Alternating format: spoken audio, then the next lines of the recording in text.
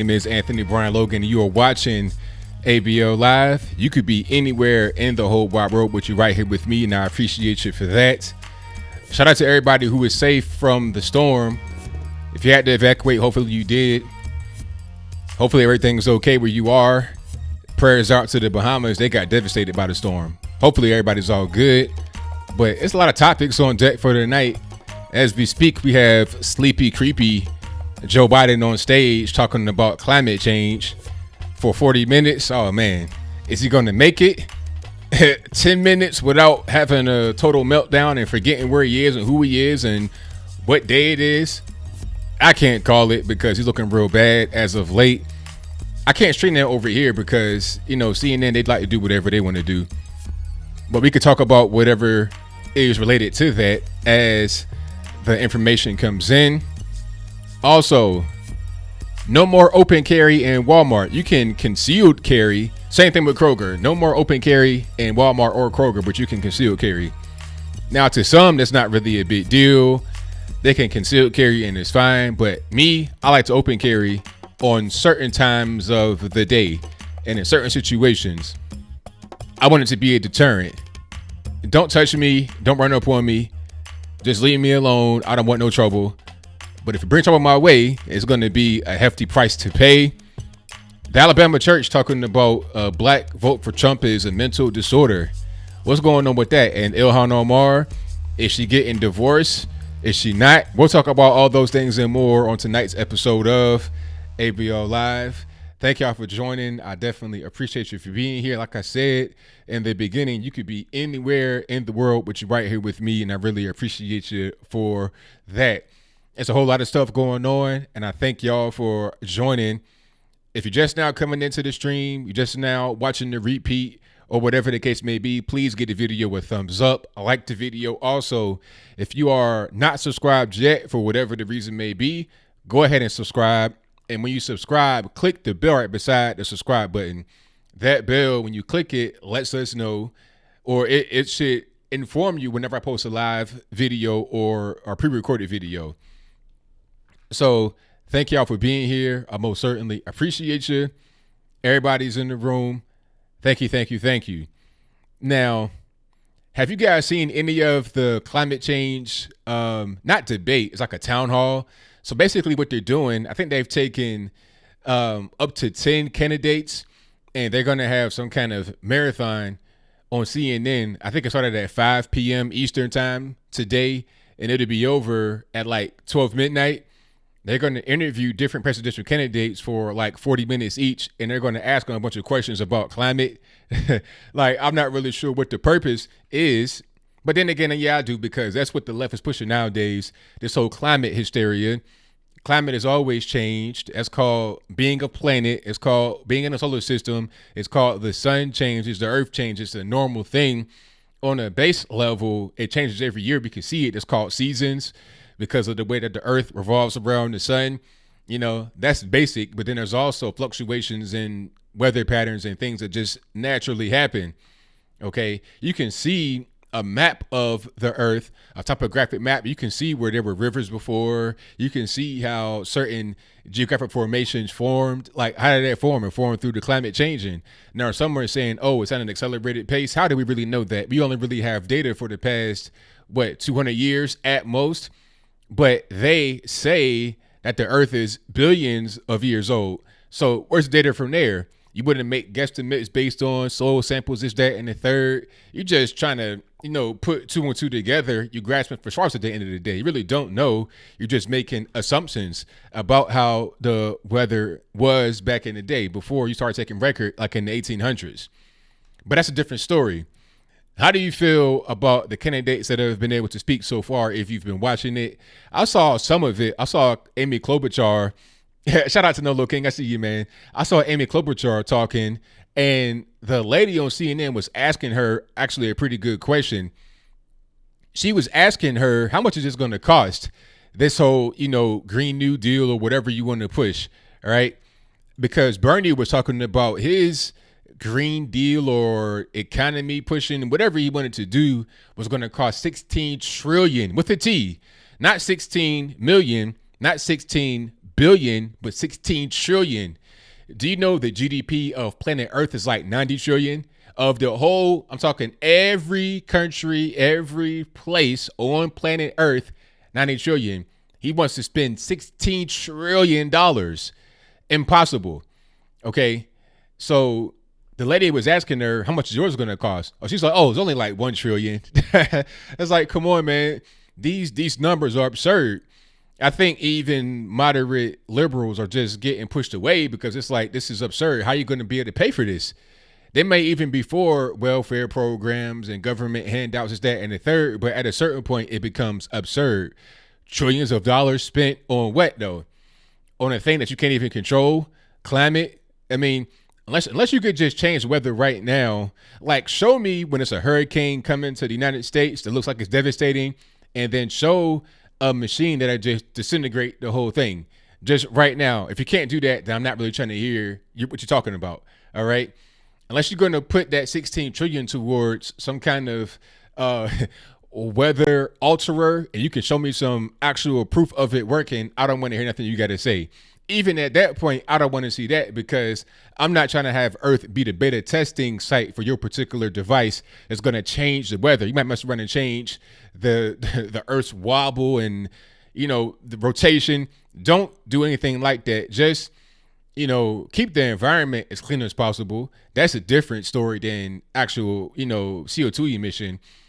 But, I think the main thing would be, don't buy into this whole climate change hysteria. Like if we just emit less CO2 in the United States, that we're going to be able to change the whole world. That's not how that works. You got to talk to China and India about that.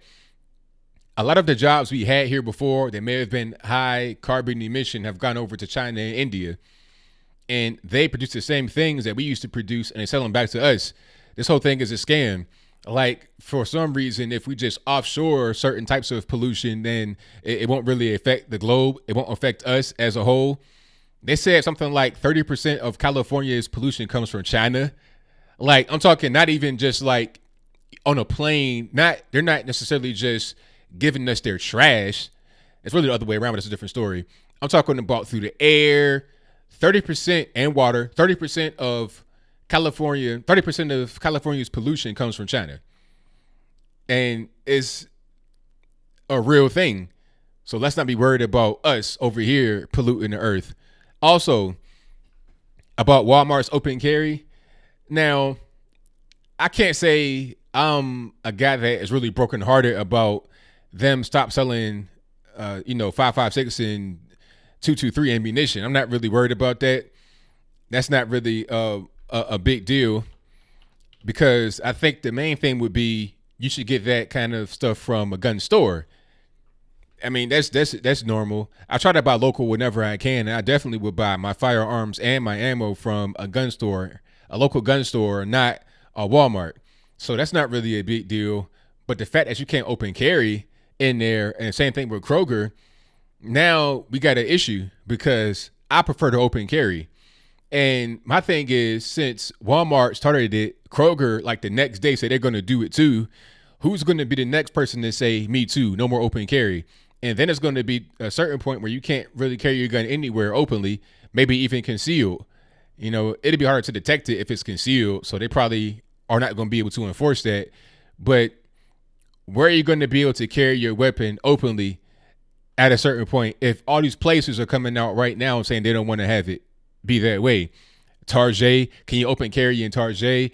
How about there's certain places I won't open carry because I know what the reaction would be, and I know that it'll probably be better to conceal in that particular situation.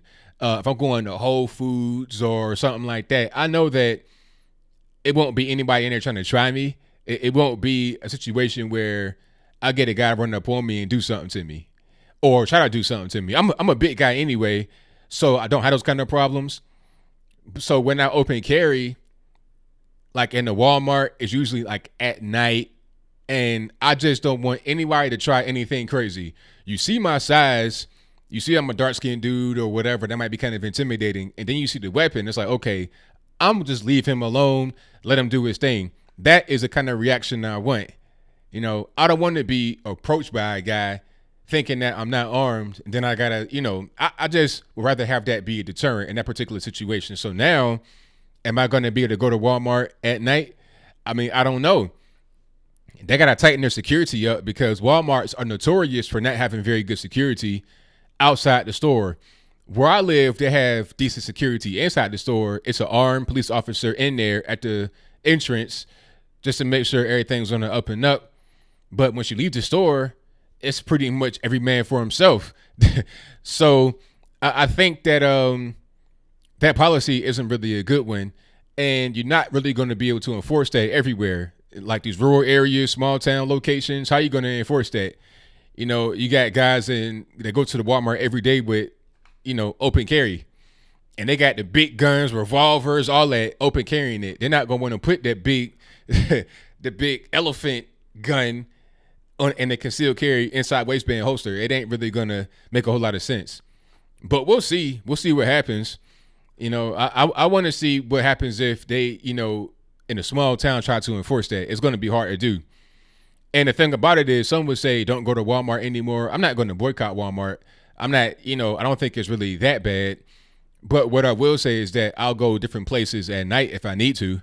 You kind of like cut me off of a particular point in the day. And beyond that, some places may have Walmart as the only game in town. One thing Walmart does, which is unfortunate, is that they kill competition. Now, I'm not a fan of that. That's why I try to go local whenever I can. But Walmart is good for certain things that you can find, like cheap Chinese products, which are everywhere, unfortunately. I want to be able to buy all American all the time, but it's hard. I mean, you don't have any cell phones manufactured or quote unquote assembled here in America. Every cell phone you get is made somewhere else, usually China, South Korea, or something like that. Usually China. Foxconn has 1 million employees over in China making all your Apple, iPhone products, iPad, iMac, all that over there. Nothing over here. They're an American company, but their workforce assembling your products works in China. But that's a different story. It's hard to buy American, but I try to whenever I can, and I try to buy local whenever I can. That includes restaurants as well. But Walmart is very convenient. It just kind of cuts me off of a certain particular point in time. But if you want in these little small town areas where you only have a Walmart and no other stores, I mean, what are you going to do? It puts you in a weird situation. Okay, we got a troll. Let's go ahead and get them out of here. Why do people that, call you a bigot always have very valid things to say? I don't understand. One thing about people like that, it's projection. They want to call you all types of names, but then in the midst of that, like in the midst of them calling you a bigot, they are the bigot towards you. It's crazy. Yeah, no, hey, I'm right there with you. What's that? A1 or AI? I'm a Huawei guy. I don't have any Apple products. If there were an American-made phone, I get that, but I don't deal with Apple products at all. Nothing Apple. Did I fire all the mods? I don't know where everybody's at. It must just be kind of a random day. If there's anybody in here trolling, just let me know. I try to get them out myself. Yeah, the mods are here. We good. We got Bill from the Hills, Elijah Jean. They good. Amazon is a new Walmart. That's correct. And everybody loves Amazon. People got Amazon Prime. Imagine you're paying money to get your items sooner. And I'm not gonna lie, I have Amazon Prime. It's very convenient. And the only thing about Walmart that's better than Amazon is like if you need something right away, it's right there. And that's the reason why I would go to Walmart late at night if I need something right away. If I need it, if it's an emergency, I need it right now, I'm gonna go to Wally World. But I want to open carry just so I don't have no crackhead outside try to do something crazy. If a crackhead see my big size and dark-skinned black guy with a big elephant gun on my hip, it's just, when you just observe what's going on, you assess the risk, you might not want to do that. All right. But then what else we got here? Oh, yeah. Did you guys see that Alabama church that had the sign out in front talking about a black vote for Trump is mental illness? And my response to that was, if a black vote for Trump is mental illness, then what is a black vote for Hillary Clinton or Joe Biden or something like that? aside from the fact that Joe Biden does not know who he is, where he is, what's going on, he doesn't know anything about what's happening. He was talking about guns, and he said that he wants to ban magazines that can hold multiple bullets. I'm like, yeah, that's pretty much the idea of a magazine, to hold multiple bullets, meaning more than one. Okay. I mean, do you not want to have magazines that's what a magazine literally is? It holds multiple bullets. Do you not want to have any kind of semi-automatic firearms? You want to go back to only revolvers or flintlock pistols or, bolt action rifles? That's what you want to have. I'm pretty sure he meant to say high capacity magazines, like 100-round drums or something like that. But I don't think he knows what he wants to say from moment to moment. He's pretty much, not all the way there. Like I said before, the lights are on, but ain't nobody home. Elevator's not going all the way to the top. It's just, the gears ain't really turning the way it's supposed to be right now. So back to the church. If I vote for a Joe Biden, is that mental illness? Why would I vote for a guy that's like that? He's obviously not really fit to do much of anything, let alone be the president. Okay.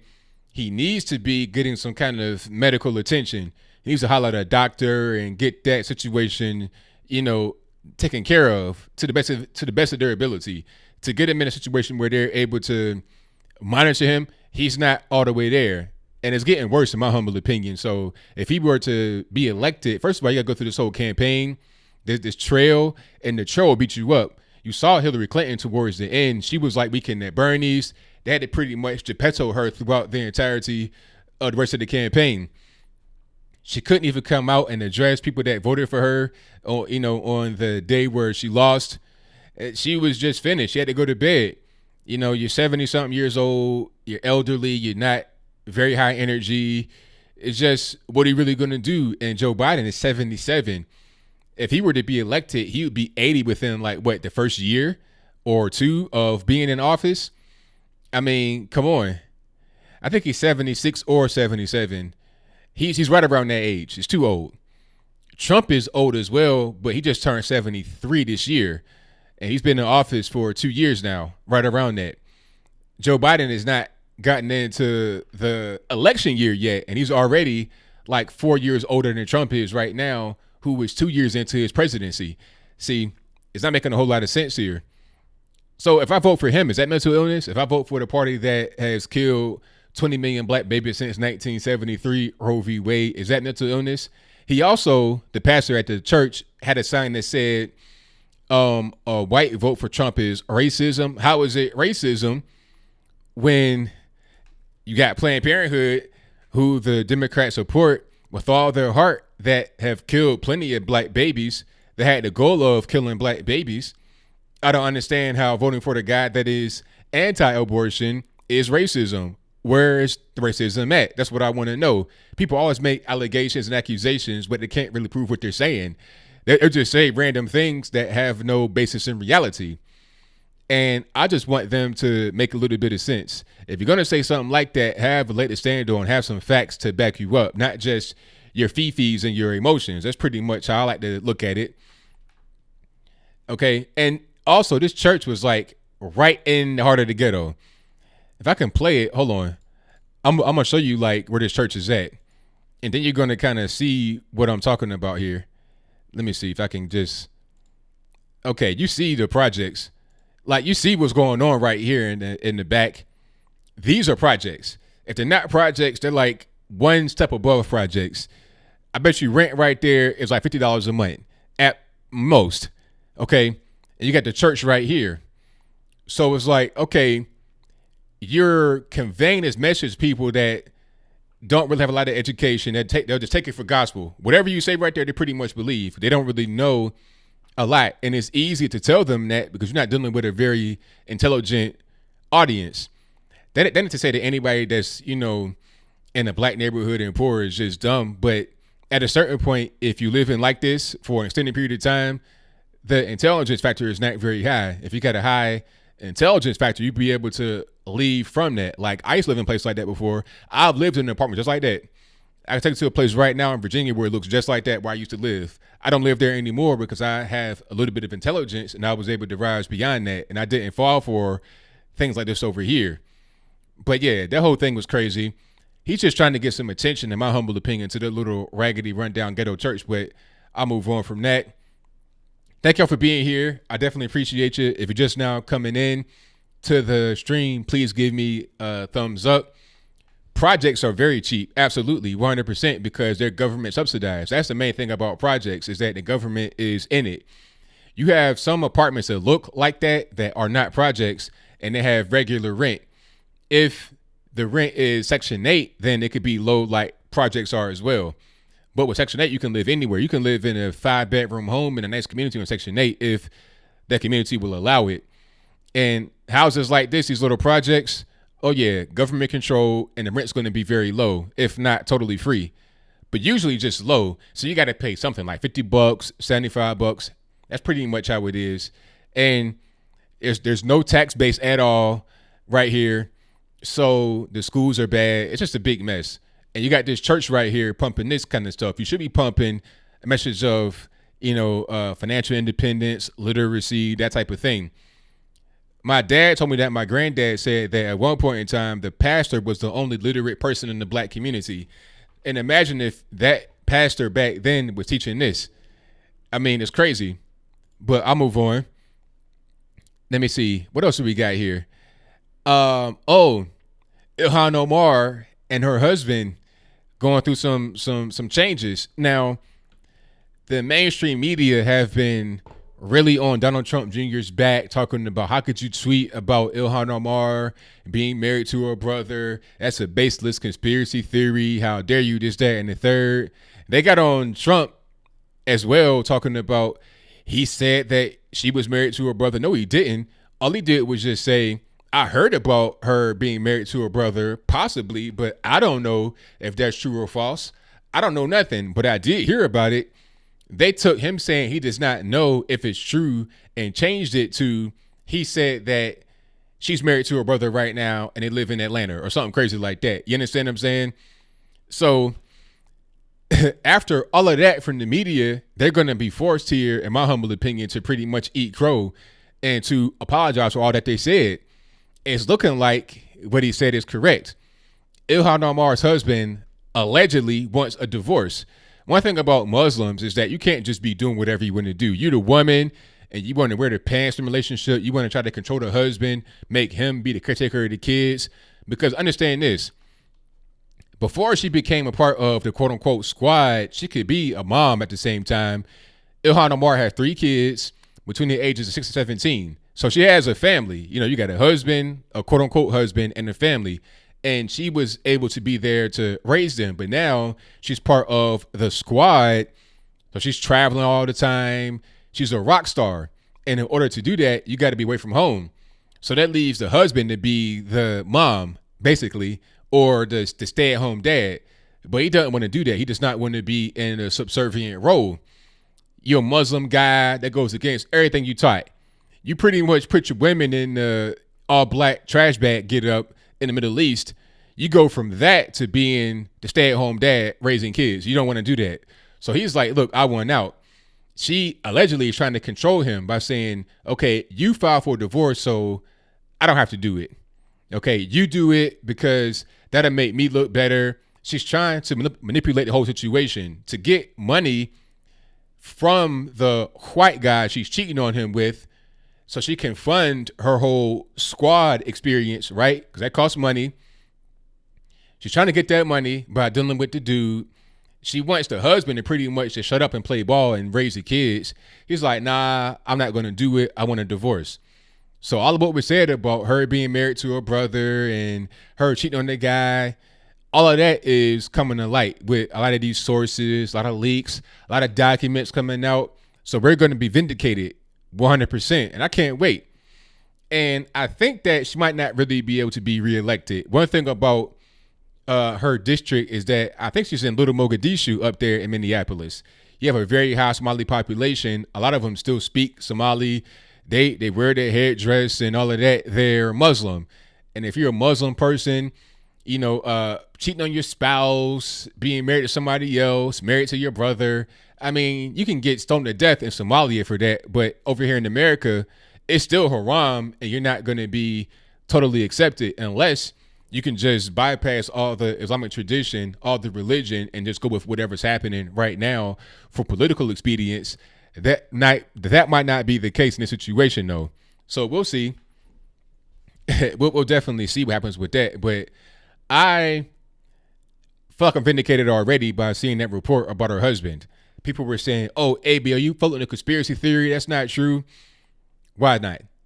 All the evidence is there. We have a lot of sources, a lot of documents. The one thing about her brother is that there's documents to prove that whole thing was fraudulent. Whether it's her brother or not is a different story, but the whole thing was fraudulent. There's documents to prove it. So we're going to get somewhere 100%. Michelle A asked me, but would they rather her than someone not like them? Well, that's a good question. I think they would rather her than someone not like them, someone that's not a Somali, but at the same time, they can't have her. What they may do is try to get somebody else from the community to run in her place, or even get her husband to run. That could work because her husband is in politics. Her husband works for a city congresswoman. So all they got to do is just put him in there. After he divorces her legally, I think he's divorced from her in the Islamic faith already, but that don't count when talking about, legal stuff in the United States. After he divorces her legally, he may be able to run and get that seat. If that happens, I would not be surprised at all. That'll just kind of make sense. 100%. Yeah, she's pretty much done. Now, AOC, I don't know. I mean, you have a lot of contenders over there in that district, but I think having a Democrat in that district, or Republican in the district might be kind of a stretch. Shout out to my man, Montaiga, Antoine Tucker. He's running in that spot, but it's going to be hard because that district is heavily Democrat, and I think they'd vote for a tomato can if it were a Democrat. That's pretty much how the other guy, Joe Crowley, was in there for so long. He's just a Democrat that's running, usually unopposed, so I'll vote for him.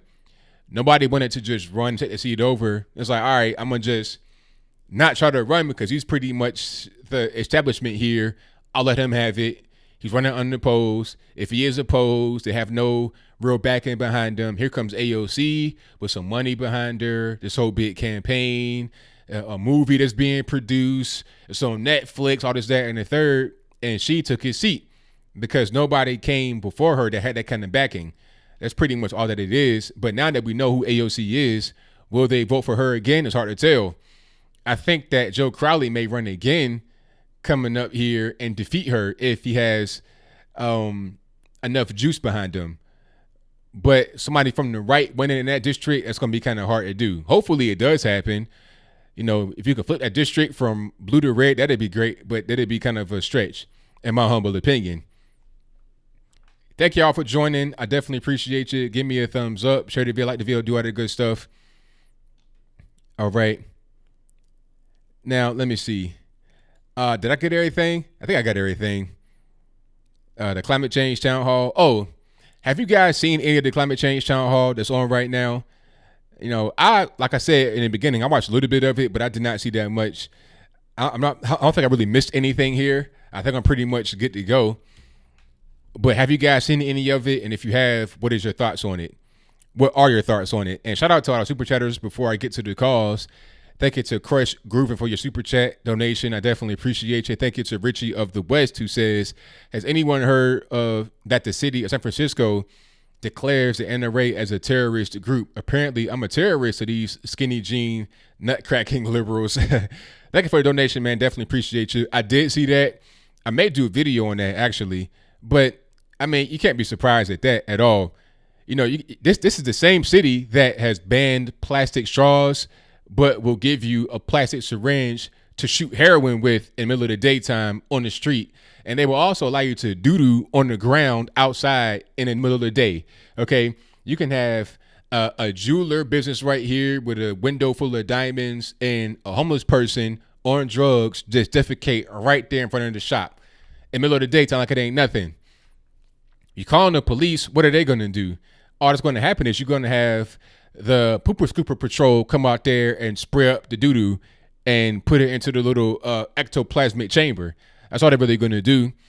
and it's unfortunate, but that's pretty much how San Fran is. That's how the big left coast cities are. And it's unfortunate because you got some really good people over there on the left coast, and they are subject to this tyranny from their government. It's really unfortunate.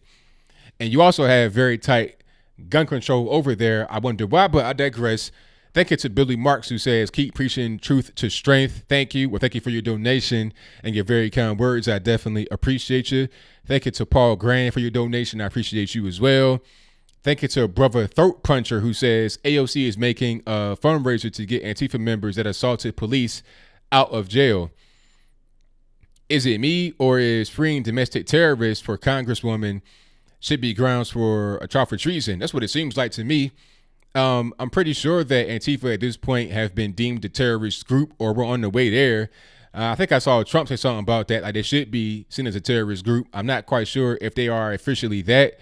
But if you're trying to free them from jail, then that definitely should be some consider a treasonous act, 100%.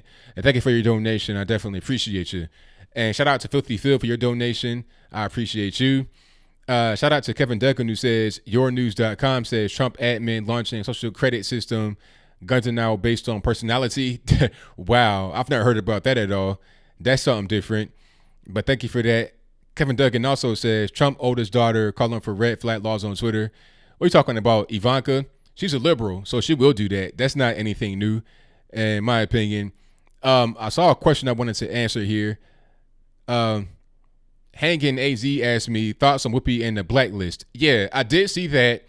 I want to play it for you guys right quick, if I can pull it up quickly, because this was a good. This was good. I like this from Whoopi Goldberg. You know, hey. Broken clock, right, twice a day. This is pretty much what it is right here. All right. Let me see if I can get the audio. And let's see. Let's pull it up. Okay, I had it right. Let's go ahead and do it like this. Oh, hold on. I got to turn the desktop audio on. Your idea of who you don't want to work with is your personal business. Do not encourage people to print out lists, because the next list that comes out, your name will be on, and then people will be coming after you. In this country, people can vote for who they want to. That is one of the great rights of this country. You don't have to like it, but we don't go after people because we don't like who they voted for. We don't go after them that way. We can talk about issues and stuff, but we don't print out lists. There it is. Very well said. Whoopi Goldberg on 1000 with that comment. 100% correct. Absolutely. I mean, look, you want to have a political dialogue, a little bit of back and forth. That's okay. But don't be printing out lists, trying to attack people, going after them. That's just not what you're supposed to be doing. Not at all. So that was very good from her. I really, really appreciated that. Absolutely. Yeah, you got to see her. You know, I'm not a Whoopi Goldberg fan, but that was I got to give credit where it's due. It's rare you see them on The View make any kind of sense like that. Like I said, broken clock, right, twice a day. And shout out to my man Kevin Duncan for the donation. I definitely appreciate you, man, with the big donation. I appreciate you, Kevin. Good guy. He says, GG for good game. All right. And thank you to Crush Groovin as well for your donation. Again, I definitely appreciate you. All right. Now, what else we got here? We got 500 in the room. I thank you all for being here. Yeah, she had a point. It's a good point. It's like, look, I don't got to agree with you, and that's fine. We can have a debate. It can be civil, but I'm not printing out lists. I'm not trying to target you. I ain't trying to do nothing like that. I think it was an actor that said, it was going to be a fundraiser. Let's give you a little bit of background here. There was going to be a Trump fundraiser in Beverly Hills, if I'm not mistaken, somewhere over there, LA Land, La La Land. And a Hollywood actor said that there should be a list printed out of all the attendees and or donors that are going to be involved in that whole fundraiser. And, you know, that's going to be very dangerous because you pretty much putting them on the hit list. You know, that's the thing. That's the thing that the guy that shot Steve Scalise had. It was a hit list of all the politicians you wanted to hit. So you're going to make a list like that for the next Steve Scalise shooter. And you don't want that to happen at all. I don't care if it's on the left or the right. You just don't want that. So what she said was correct. All right. Now, Joy Behar. Hey, I remember that little fight between her and Joy Behar. That was hilarious. Yeah. The View is garbage. I've not watched that ever, but I saw that on my Twitter timeline and I was pleasantly surprised by what she said. But I think that most of everything else they say, I'm not going to really be in line with, and that's okay. I don't like, The View, so I'm just not going to watch it. I'm not going to try to put them on the list to get targeted by somebody. That doesn't make a whole lot of sense to me. Okay, hold on. Somebody says, BDB, shout out to BDB, says the Russians and Germans are influencing elections. Why do you think that the left is running for socialists and the fascists for president this year? Wakey, eggs and bakey, conservatives. Well, that's a good point. They say that the Russians are influencing the election in our favor, but in reality, they're modeling themselves after old school Russians and Germans, USSR, Weimar, Third Reich, all this and that. That's pretty much what they're doing. Karl Marx, all that kind of stuff. They bring it back to right now. I think I saw somebody from AOC's campaign wearing a Karl Marx T-shirt. I could be wrong about that, but I don't think I am. All right. Yes, I have listened to Yuri Bezmenov, Despise or Despise. I have seen that clip he talking about on YouTube where he was talking about demoralization of a people. Hey, great talk. I've seen that multiple times, 100%.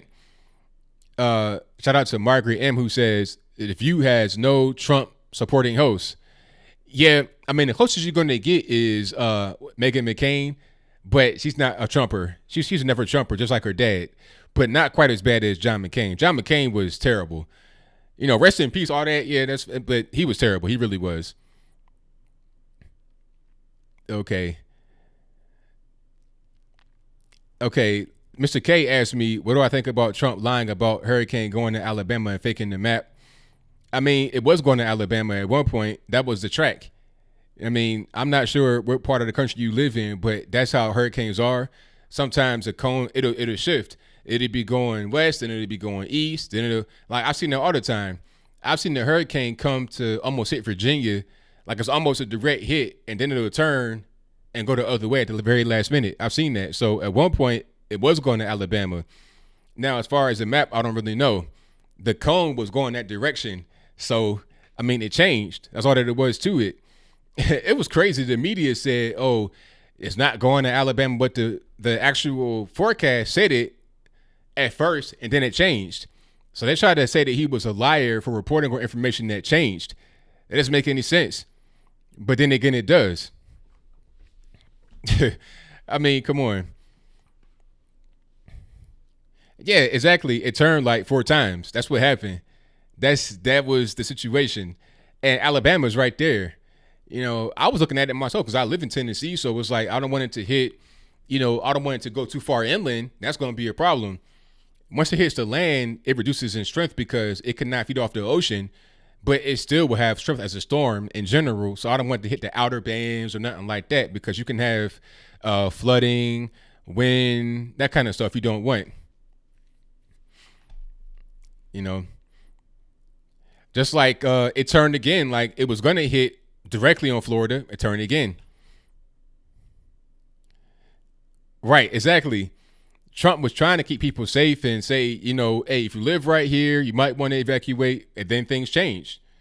It is what it is. And the thing is exactly, Omar, he's not a weatherman, but even the weathermen get it wrong or they got to change. And you got all these different models in different places. You got the European model, the American model, and sometimes they're not necessarily congruent with each other. You never know where it's going to go. Yeah, more hurricanes, but it's always hurricanes right now. It's hurricane season. You're going to see this until like Halloween. You got something out there in the Gulf of Mexico right now and one in the tropics, like one far out close to Africa right now. 2 Chinese ports wiped out. How? Was it a cyclone over there? I've not read Das Capital. No, I haven't. Now, I heard about Google interfering, but I'm not really sure what they did to interfere. So I can't really, say too much about that.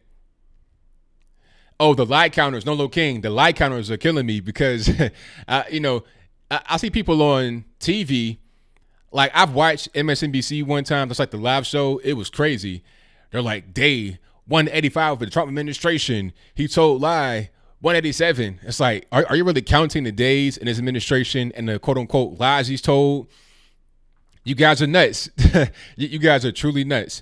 Like, I'm not going to count everything that the Democrats have done wrong, how long they've been in office. I mean, if you're doing that, you just need to do something else with your life. I mean, honestly, that's obsessive, quite frankly.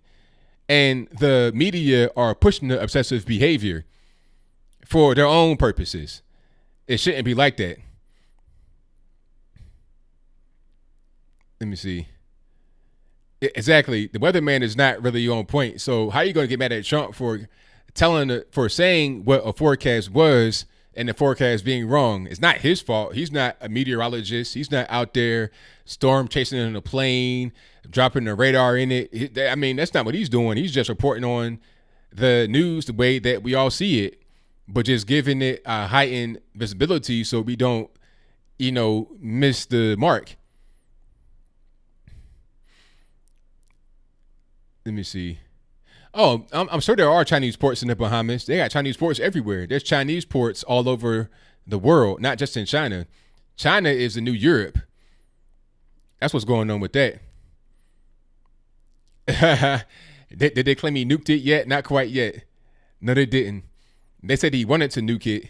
They say all kind of stuff. At this point, I don't even really watch the mainstream media. I'll read the mainstream media because they get information that the average person is not privy to. I'll read them, but I will never watch. Like, it's just, it's too fake at this particular point in time. China may buy port. Like, what China would do is they'll do this. This is a little game they play. They'll come to you and say, hey, do you guys need a port right where you live? Are you in the market for a port?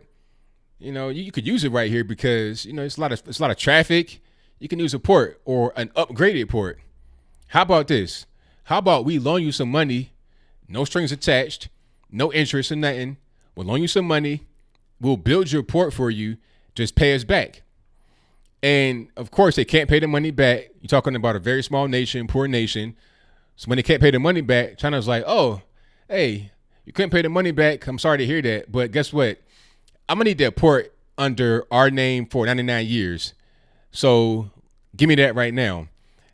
So basically what China would do is to put you in the debt, have you pay for them to build a port for you. When you can't pay for it, they take it back. That's the game they play right now. They play that all over the country. Pardon me, all over the world, especially Africa, Jamaica, everywhere they do that. That's their whole game. All right. So let's get to the calls just a moment. The number to call here is 434-658-1220. If you want to get in through Skype, there is an email for that in the description box below. You can be right here in the bottom right-hand corner. Let me see if it's working right now. There it is. You can be right there in the bottom right-hand corner. And let's go ahead and get her rocking. Yeah, Americans can make things, but the problem is that it costs a lot to make things here. Unfortunately, it shouldn't be like that, but it is what it is. And China has a lot to do with that. They're manipulating their currency, and they got basically slave labor, so it's difficult for everything to go the way it's supposed to go. One port was Danish, Chinese. Wow. Not surprised at that. It's a whole lot of stuff going on, especially in the Caribbean. Nolo King, what's happening? Hey, not much. How are you? Everything's good, man. Can't complain. Hey, man. So I'm a big wrestling fan, right? Yep. Okay, so I told you about this new company. It's like SJW and all that. So they're going to have their TV show debut on TNT soon, right? And one of the matches is to crown the first women's champion, okay? And one of the people who's going to be competing is a biological man, right? Wow. So I gave my 2 cents. I said, okay, first of all, it's insulting because women's wrestling, I'm sure you watched in the 90s, back then they didn't have respect for the women. They were fighting in pudding and mud and all those kind of like wearing lingerie. You know about that stuff, right? Yes. So we've gotten to a point where people are actually taking it seriously. And this company, for their first time, they're going to have a biological man. And the thing is, this guy that they have, he's not even that athletic. When he had his last match, he damn near almost killed someone because he's so sloppy and inexperienced. And it's so obvious what they're doing. It's just like an SJW agenda. And it's really annoying, right? Seeing this you'll think pro wrestling of all things, but these things keep on happening. And people are calling me a transphobe and trying to make me feel bad. Like on Reddit, I'll get messages of people harassing me, saying how evil I am. You know, it's insane, man. Yeah, I mean that's crazy. I mean, I think we've gone way too far. We pretty much gone over the edge with this whole thing. You know, women should have space for women. I don't see anything wrong with that, and that goes for anything, especially athletics. I mean, it's unfair if we just let men compete with the women. If they say they're quote unquote transgender, the whole concept of women's sports would pretty much be done. It would be no more. It'll all be men that appear to identify as women because biologically they can't compete. And we talking about this guy not really being experienced. Now they putting a guy out there that's dangerous, all in the name of, you know, being the SJW and pushing that whole narrative. So it's crazy. I never thought that it would be the, you know, wrestling that would embrace this out of all places in the world. I thought it was a more masculine space, but maybe not so much anymore. We've come a long way since Goldust. But on a good note, though, and I'm really excited for this, and kind of like Dave Chappelle, you know, with all the protests, is making me want it even more. Chick-fil-A is opening its first location in Canada this Friday, man. And the media is oh man, they are mad. They're saying this place is evil. You should boycott. I'm seeing people tweeting stuff like, oh, I hope they go out of business. And it's just making me crave that because I've heard good things from you. I've heard good things from my family in the U.S. And I just can't wait, man. I can't wait until Friday. Friday morning, I'm gonna be there, man. Oh man, you gotta like it's wonderful, man. It's a beautiful place, man. As far as fast food is concerned, there's no place better.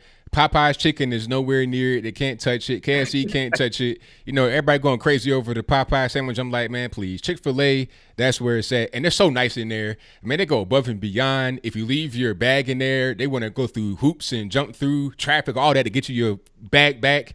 They're very nice, man. All this evil stuff, that's just, you know, that's haters and competition trying to throw dirt on their name. That's all. So come on, all you fellow Canadians, make sure you show up. Opening up in Toronto, 10:30 a.m. Be there. Let's just ignore those protesters and enjoy ourselves a good chicken sandwich, man. And it was great talking to you. Thank you for the call, man. Definitely appreciate you.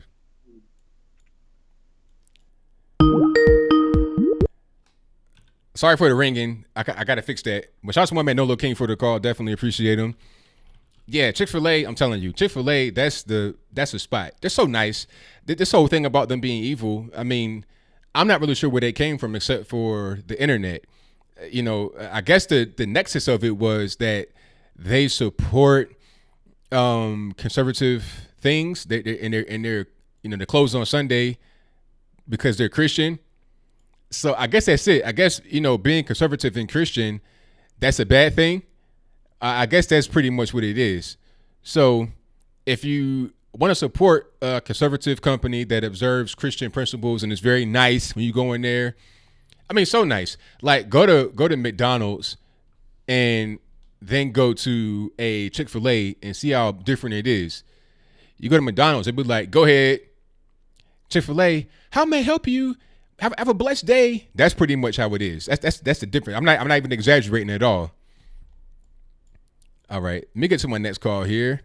Let's go to 240. You're on the line. Who am I speaking to? It's your boy JB. What's up, brother? Everything's good, man. How about yourself? Everything's good, man. I never tried the Popeye chicken sandwich yet. You, man? I've not had the chicken sandwich, but by the time I even really thought about it, it was already gone. I'm like, all right, I'm good. I did too. I'm good too. I don't even care no more. But yeah. But you hear about they got footage of Omar walking with the married guy that she's cheating with? You heard about that? You see the footage? They was out to dinner or something? I've not seen footage, but I have seen them in pictures together at dinners and in DC just hanging out. I have seen that, but I've not seen footage of them. Yeah, they put on a footage of him, and then also saying they're calling for her marital status to come out. They're calling for a test for her, and she's just avoiding it. And I'm like, why are they talking about this? And I'm like, because they're pushing the narrative, because they want to make her look bad. You know, she's already made herself look bad by not saying anything. If it's not true, just say it's not true and keep it moving. But it's some truth to it. That's why she's scared to say it's not, because it comes out it was true. She looks even worse. Don't you think so? Yeah, I mean, if you come out and say anything right now, then that'll be used against her. Like when you go to court, it's like, okay, you said that there was nothing going on, but you said here that it was, so you lied. So yeah, she don't want to answer those questions honestly because it'll come back to bite her. Yeah, and you also about Rashida Tlaib, however it's calling her a fraud sometimes. They're like, yeah, even people do make part like, you got what you want, then you didn't do it. And everybody's looking like she's suspect now. And she's trying to retract her whole conversation. Like, well, this and that. There's the racism there on the pilot. You heard about that? She called racism on planes and everything now. No, I didn't hear about that. She said a pilot was racist? They said it's getting pilot racism. She's getting on places with racism. She might backlash she may get because she's getting a lot of death threats. You heard about this kind of death threats and everything? Yeah, I mean, but that's nothing. I mean, at the end of the day, this whole thing about Israel, that was a big farce, and that was pretty obvious from the beginning what that was all about, talking about, oh, I want to see my sick grandma, this, that, and the third. Like, okay, come on. She's like, well, no, I don't want to go anymore because the terms I said I don't want to do anymore.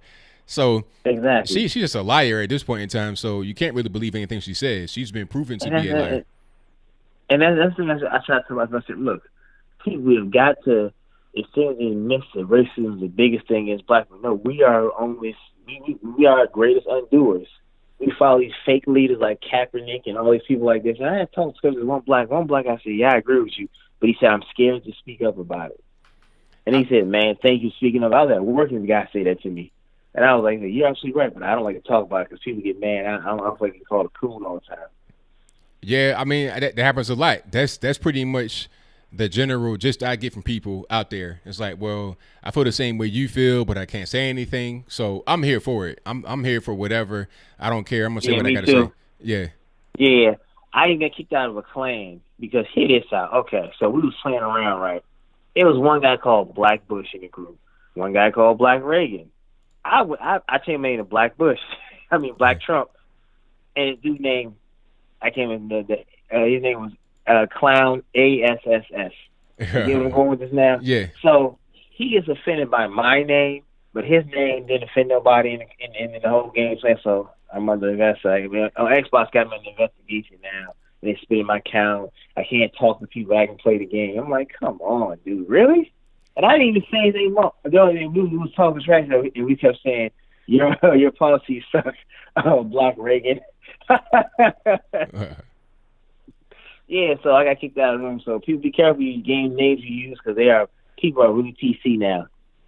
Yeah, it's crazy too because what happens is just having fun and enjoying stuff. Everything got to be so sensitive and and weak. Get back to fun. Exactly. And mainly it annoys the most about it is that it's our people who do the most hating on each other. So it annoys me.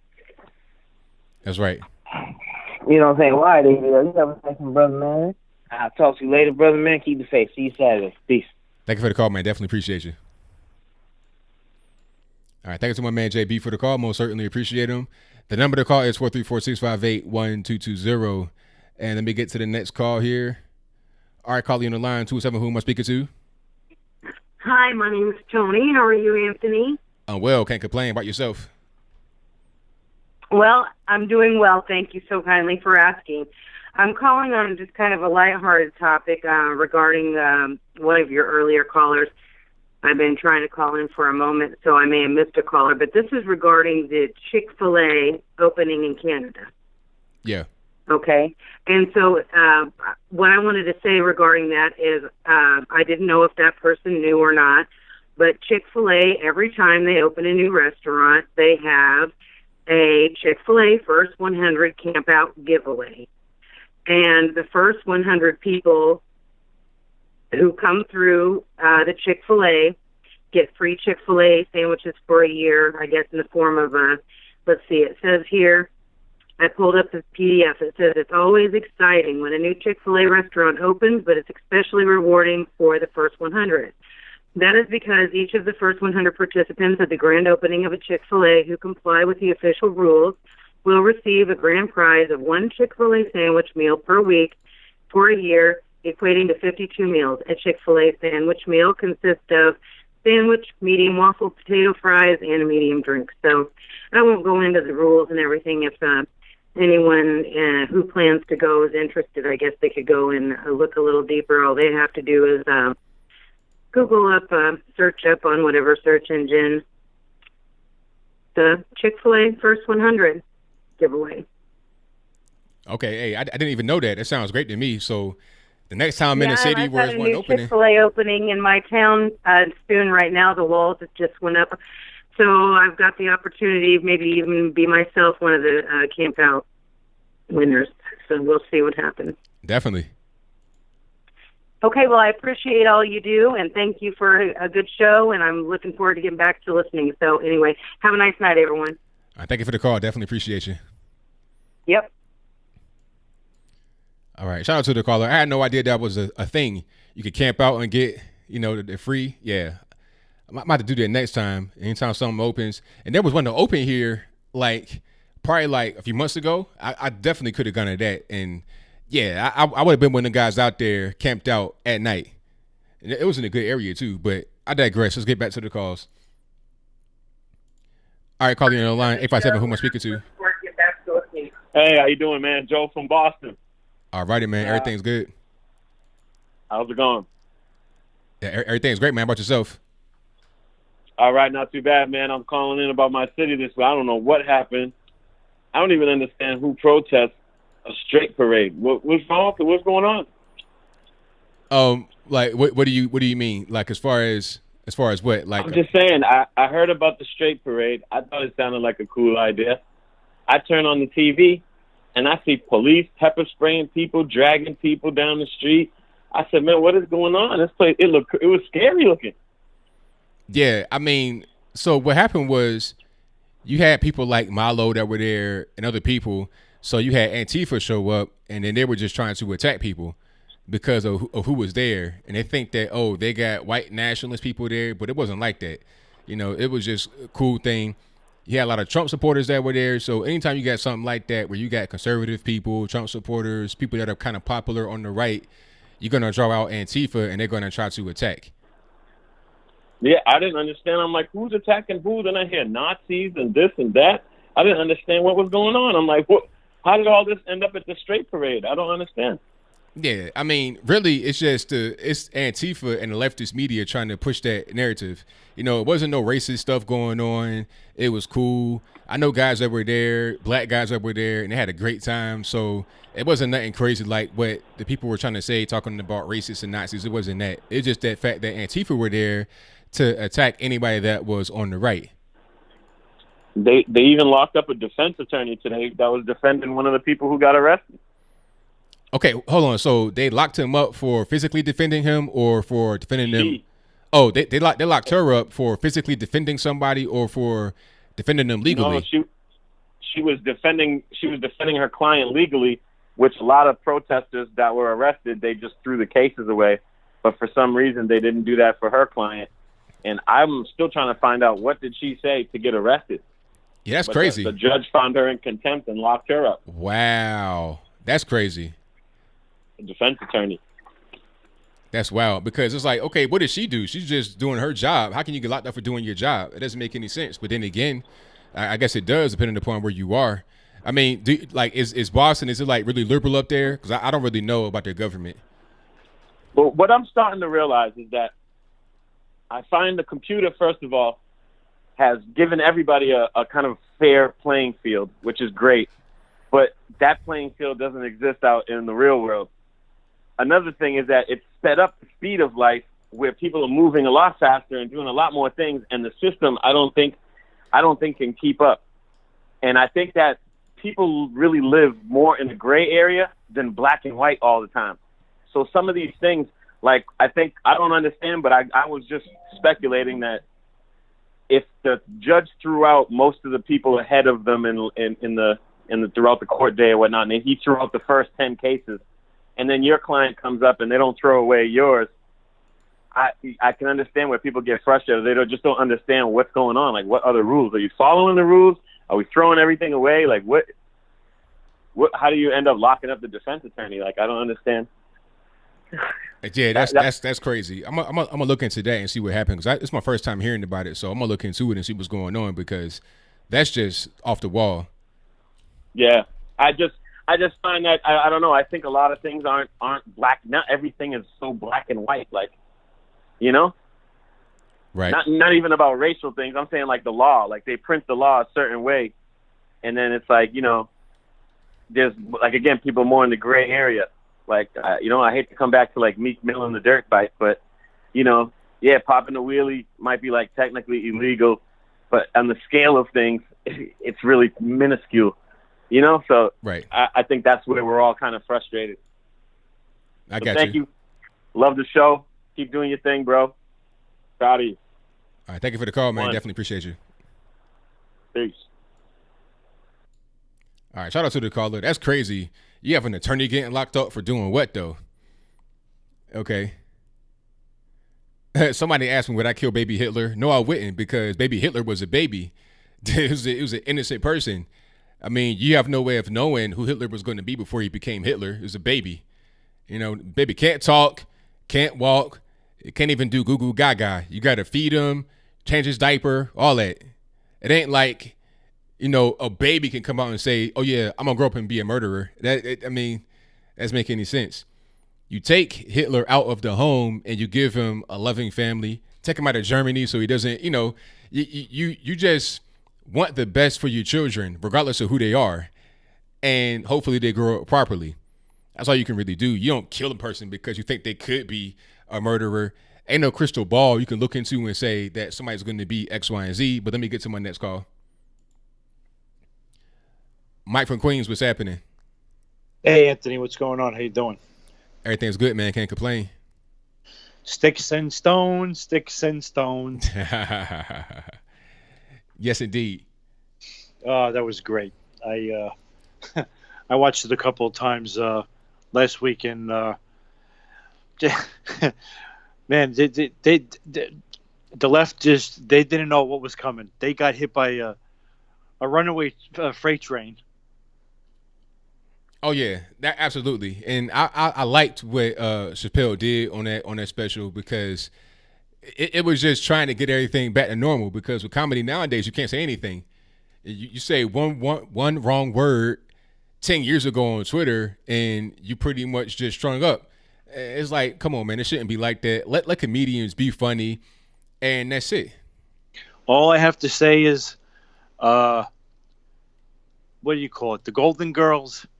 Archie Bunker, George Carlin, Richard Pryor, Red Fox, they're all up in heaven right now, just laughing down, because all of those comedies, they were all against the grain at the time that they came out. Absolutely, 100% correct. And I'm with it. I love it. I love watching all those old shows and some of the new stuff, because it's funny. It doesn't matter. All this stuff, you know, you can't be so sensitive. Just enjoy comedy, and I do. So if it's funny, it's funny. That's all that really matters. Now, I hope this is a wake-up call to other comedians out there, to don't bow down and just go with it, you know. And I hope maybe some of the other legends come out, maybe start doing specials, like Eddie Murphy again.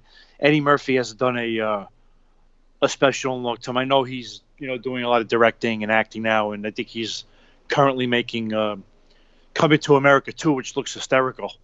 Oh yeah. Yes. You know, and some of the older comedians that have, you know, that haven't been on the circuit in a while. So hopefully, maybe they'll come out of retirement and, you know, and just come out there and lay the spread. Even Jerry Seinfeld. I mean, I never really found him funny, but, you know, he's one of those old comedians just to come out and, you know, go against the grain, go against this PC garbage. You see, I like Seinfeld, not really in stand up, but I like Seinfeld the show, and also what's my man's show with Larry David, Curb Your Enthusiasm. I like that Yeah, show as Curb well. Your Enthusiasm. Oh yeah, love it because they get into some situations where it's really kind of tricky socially. It gets awkward. It gets un-PC. I love it. So I like them for that. Not really to stand up too much, but the shows on point. It's real life situations you can get in, and I appreciate their take on that. And I think Eddie Murphy might come back out. I've been hearing some, through the grapevine, some rumors that he could go back to stand up here pretty soon. I'm hearing that he's been in rooms, trying to feel his way through it. So he may come out and do a special. He may do a Dave Chappelle and come out on Netflix with a whole special. Who knows? Oh my God! If he does that, and you know what? Hopefully we'll get another show like Married with Children. I mean, you remember how raw Al Bundy was? Yes, indeed. Yes, indeed. Oh my God! And then just for I just want to point out the thing with the hurricanes, all the fake stuff out there with the garbage climate change, which we know is a hoax. Something I think there was a report somewhere that paleontologists were able to study the Earth, and they said that there were a bunch of hurricanes that hit the Caribbean in the 1600s. Way before all the nonsense about climate control. So climate change. Listen, it's hurricane season. This is nothing new. Then they want to use the climate change excuse because the storms have been stronger over the last few years. That's not even true because the thing about it is, I'm from Virginia and we had hurricanes every single year. You know what it's going to be. Everybody goes to the store. They get dumb stuff like bread and milk. It's going to go bad right away. It's always a storm. I've evacuated from a storm before. There was one storm that hit when I was probably 1920, before all this whole global warming, climate change thing was in full hysteria mode. Power was out for weeks. People did not have power for about 3 weeks to a month. People were barbecuing every day. And, I've seen some torrential downpours. There's one feature in Virginia called Willoughby Spit. It's right by the tunnel that goes to the peninsula. That was formed by a hurricane in the early 1900s. And people live there right now. There's houses right there. My dad used to live right there on Willoughby Spit. And that was formed by a hurricane. So this ain't nothing new. There's always hurricanes. You can see the terrain of the East Coast and see what features were formed by storms. This ain't nothing new. Right. It's the same thing. It's the same thing in 2012 with Hurricane Sandy that came up here. A lot of people don't realize it. That was the perfect storm. That what happened in 12 up here was something that happens, like they said, I think it was every 500 years, where you had the storm came ashore, and where it really did a lot of damage is it came ashore during high tide. And I think, was it in West Virginia, like towards Virginia, they wound up getting, I think, 2.5 feet of snow because I think they said it was 3 weather fronts converged on each other. That's why they called it it was called the perfect storm, pretty much. Yep. Or it was called a superstorm. That's right. They don't refer to it as hurricane. They could refer to it as superstorm because of all of the other elements on land and on the sea that were involved. But it's the same thing, though, because it's a storm at the end of the day. A hurricane ain't nothing but a big storm. It's all that it is. You can call it a nor'easter. You can call it a hurricane. You can call it a thunderstorm, whatever you want to call it. It's just a matter of how big it is, how much rain it has, how much wind it has. It's all a storm, though. Yeah, it's crazy. But I'm just so tired of left. They're a bunch of, I don't want to say it, but yeah, I hear you. It seems like Trump is in a good position for next year. These people, they just the stuff they're campaigning on, and just even the nonsense with the comedians and whatnot. People don't want to hear it. People want to be entertained. That's right. And it's going to happen again. People that are going to support Trump in the voting booth. They're not going to say in the public. The people that are out here screaming and yelling, they're on the losing side. They're on the wrong side of history. The people on the winning side of history are the people that are quiet, that are going to go into the voting booth and vote for Trump. That's what it comes down to. Right. So, all right, let me get going, and I'll talk to you soon. All right, thank you for the call, man. Definitely appreciate you. Thanks again. Bye-bye. All right, great call from my man Mike from Queens. I most certainly appreciate him. Hey, I got to show you guys this image of Joe Biden at the town hall. If you're kind of queasy It should be okay. I like stuff like this, but at the same time, I don't. Okay, this is Joe Biden's eye filling with blood at the debate. Just randomly. Like, what is going on here? Hold on, let me see if I can get a better image. Let me zoom in. Like, what is going on, sir? Are you even okay? Like, what's going on with your eye? Just randomly, like it just filled up with blood. Like they were saying as he was talking, it happened. He didn't come out there like that. It just kind of filled up as he was talking. So something's wrong with this guy. I mean, seriously, your health, sir, is in question. You don't appear to be well. Why is your eye looking like that? I don't know what's happening, but you need to see a doctor immediately and get that tightened up. There's also some words from Bernie Sanders that may kind of scare you. Let me get to that and see if I can find it. Matter of fact, I think there's a video of the eye filling up. If I can find it, I'll show that to you. But let's get to Bernie and what he said. Okay. Now, I'm going to read this right quick. It says, it's probably a question from somebody in the audience, quote unquote audience at the town hall. And they ask, or they say, there are too many humans on earth. Bernie, I agree. We need to fund abortions to poor and third world countries. Basically, get rid of those human weeds. You know, that's back what my man was saying earlier about how the Democrats are copying the Russians and the Germans back in the day. That was the whole thing, to get rid of the useless eaters, Margaret Sanger, Hitler. That was the whole thing, to get rid of the weaklings and those that are just taking up space. That's the whole abortion argument. It's called eugenics. Let's see what he says. From New Milford, Connecticut. Martha, welcome. Good evening. Human population growth has more than doubled in the past 50 years. The planet cannot sustain this growth. I realize this is a poisonous topic for politicians, but it's crucial to face. Empowering women and educating everyone on the need to curb population growth seems a reasonable campaign to enact. Would you be courageous enough to discuss this issue and make it a key feature of a plan to address climate catastrophe? Well, Martha, the answer is yes.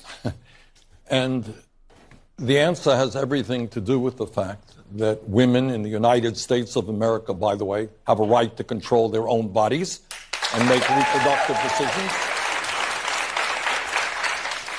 And the Mexico City Agreement, which denies American aid to those organizations around the world that allow women to have abortions or even get involved in birth control, to me is totally absurd. So I think, especially in poor countries around the world, where women do not necessarily want to have large numbers of babies, and where they can have the opportunity through birth control to control the number of kids they have, something I very, very strongly support. So basically, what we're going to do is we're going to fund abortions. We're going to get past the whole rule that says we can't fund abortions abroad. We're going to fund the birth control. You're talking about killing babies. Is what you want to do. So basically, all the poor brown countries, you want to kill the people in the poor brown countries. So there's not so many humans on planet. That's what you want to do. Get the population down to a certain number by killing off brown people. But who's the racist? I can't really tell, but I digress. Let's get back to the calls. All right, call you on the line. 617, who am I speaking to? Yeah, it's Ivan, man. All right, Ivan, what's going on? Hey, you were talking to a thing you were saying about the pastor. You know, that was wrong what you said about something about if you vote for Trump, it's a voter for somebody with mental illness. That's wrong to say. That's very wrong to say. But then you said that black people will be better off voting Republican. But historically, well, not historically. I don't want to say historically because this country has been going through many different phases. You know, the northern Democrats have been different from southern Democrats. But you take from Kennedy up, black people have been better off voting Democrat at the federal level, no state or local. I don't know. I live in Massachusetts. Things that might be different from state to state.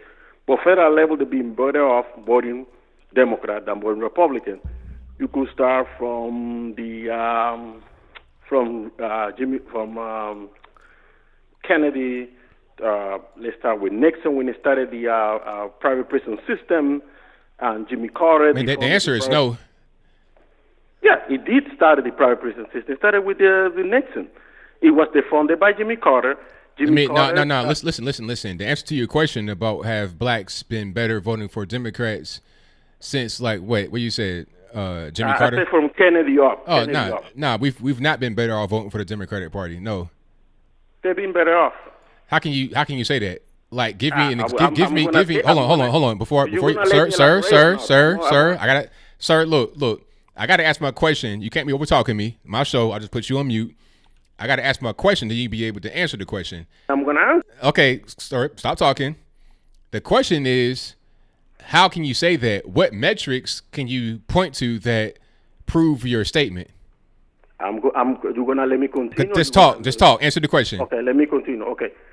The one of the reasons that we have separations of family during the drug enforcement policy, it was because the federal government decided to criminalize marijuana, crack cocaine, 1,000 to 1 level.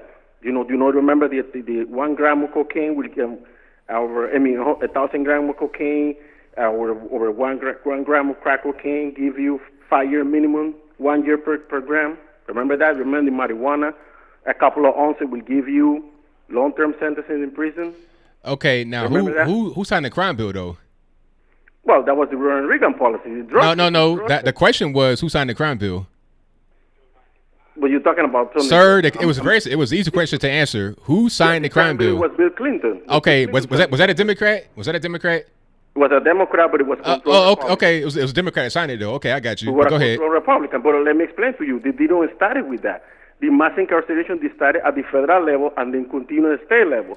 It started with Ronald Reagan. It started with Nixon previously. Then Nixon got impeached. He couldn't continue his program.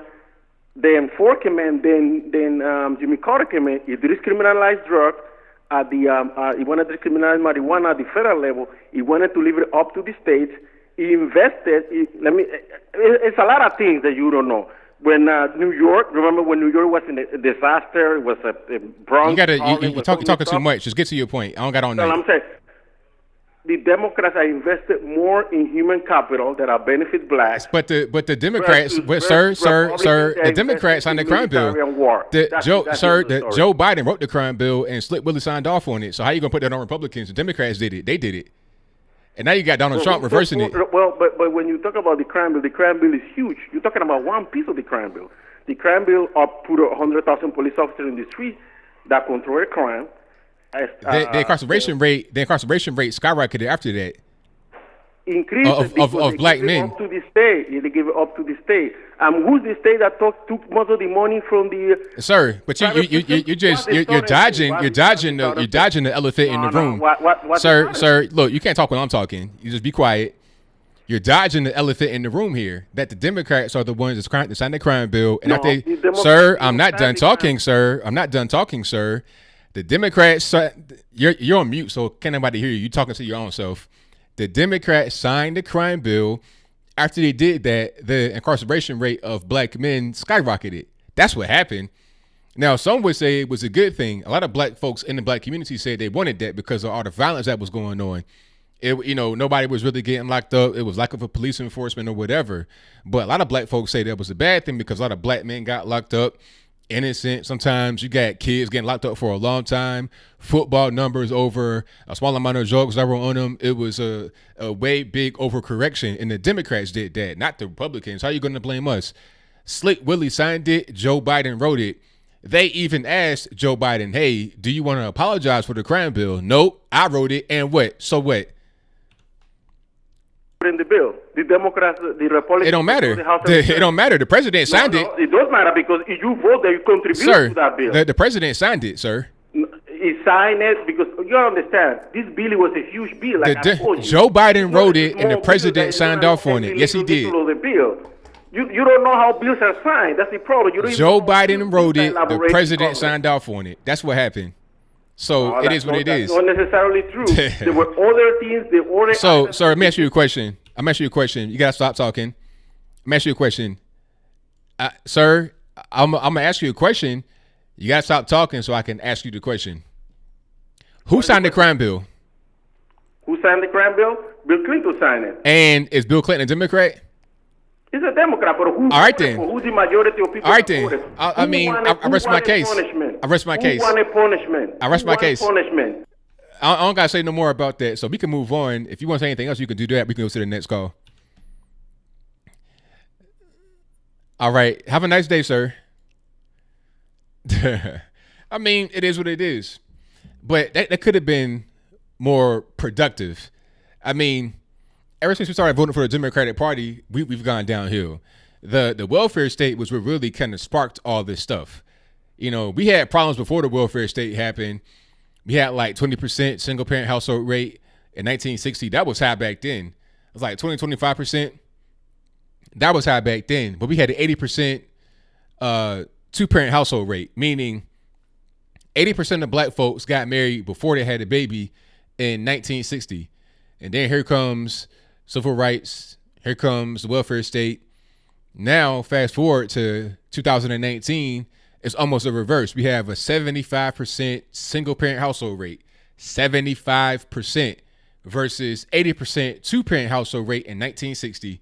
What changed? Voting for the Democratic Party and their policies and relying upon the government rather than relying upon ourselves. That's what happened. That's the reality of the situation. But let me get to my next call. 561, you're on the line. Who am I speaking to? Hey, Bill, this is Jay from South Florida. How you doing? Everything's good, man. About yourself? I'm doing great, man. I'm still alive, man. After the hurricane, it didn't hit us, but I'm still alive. Good to hear it.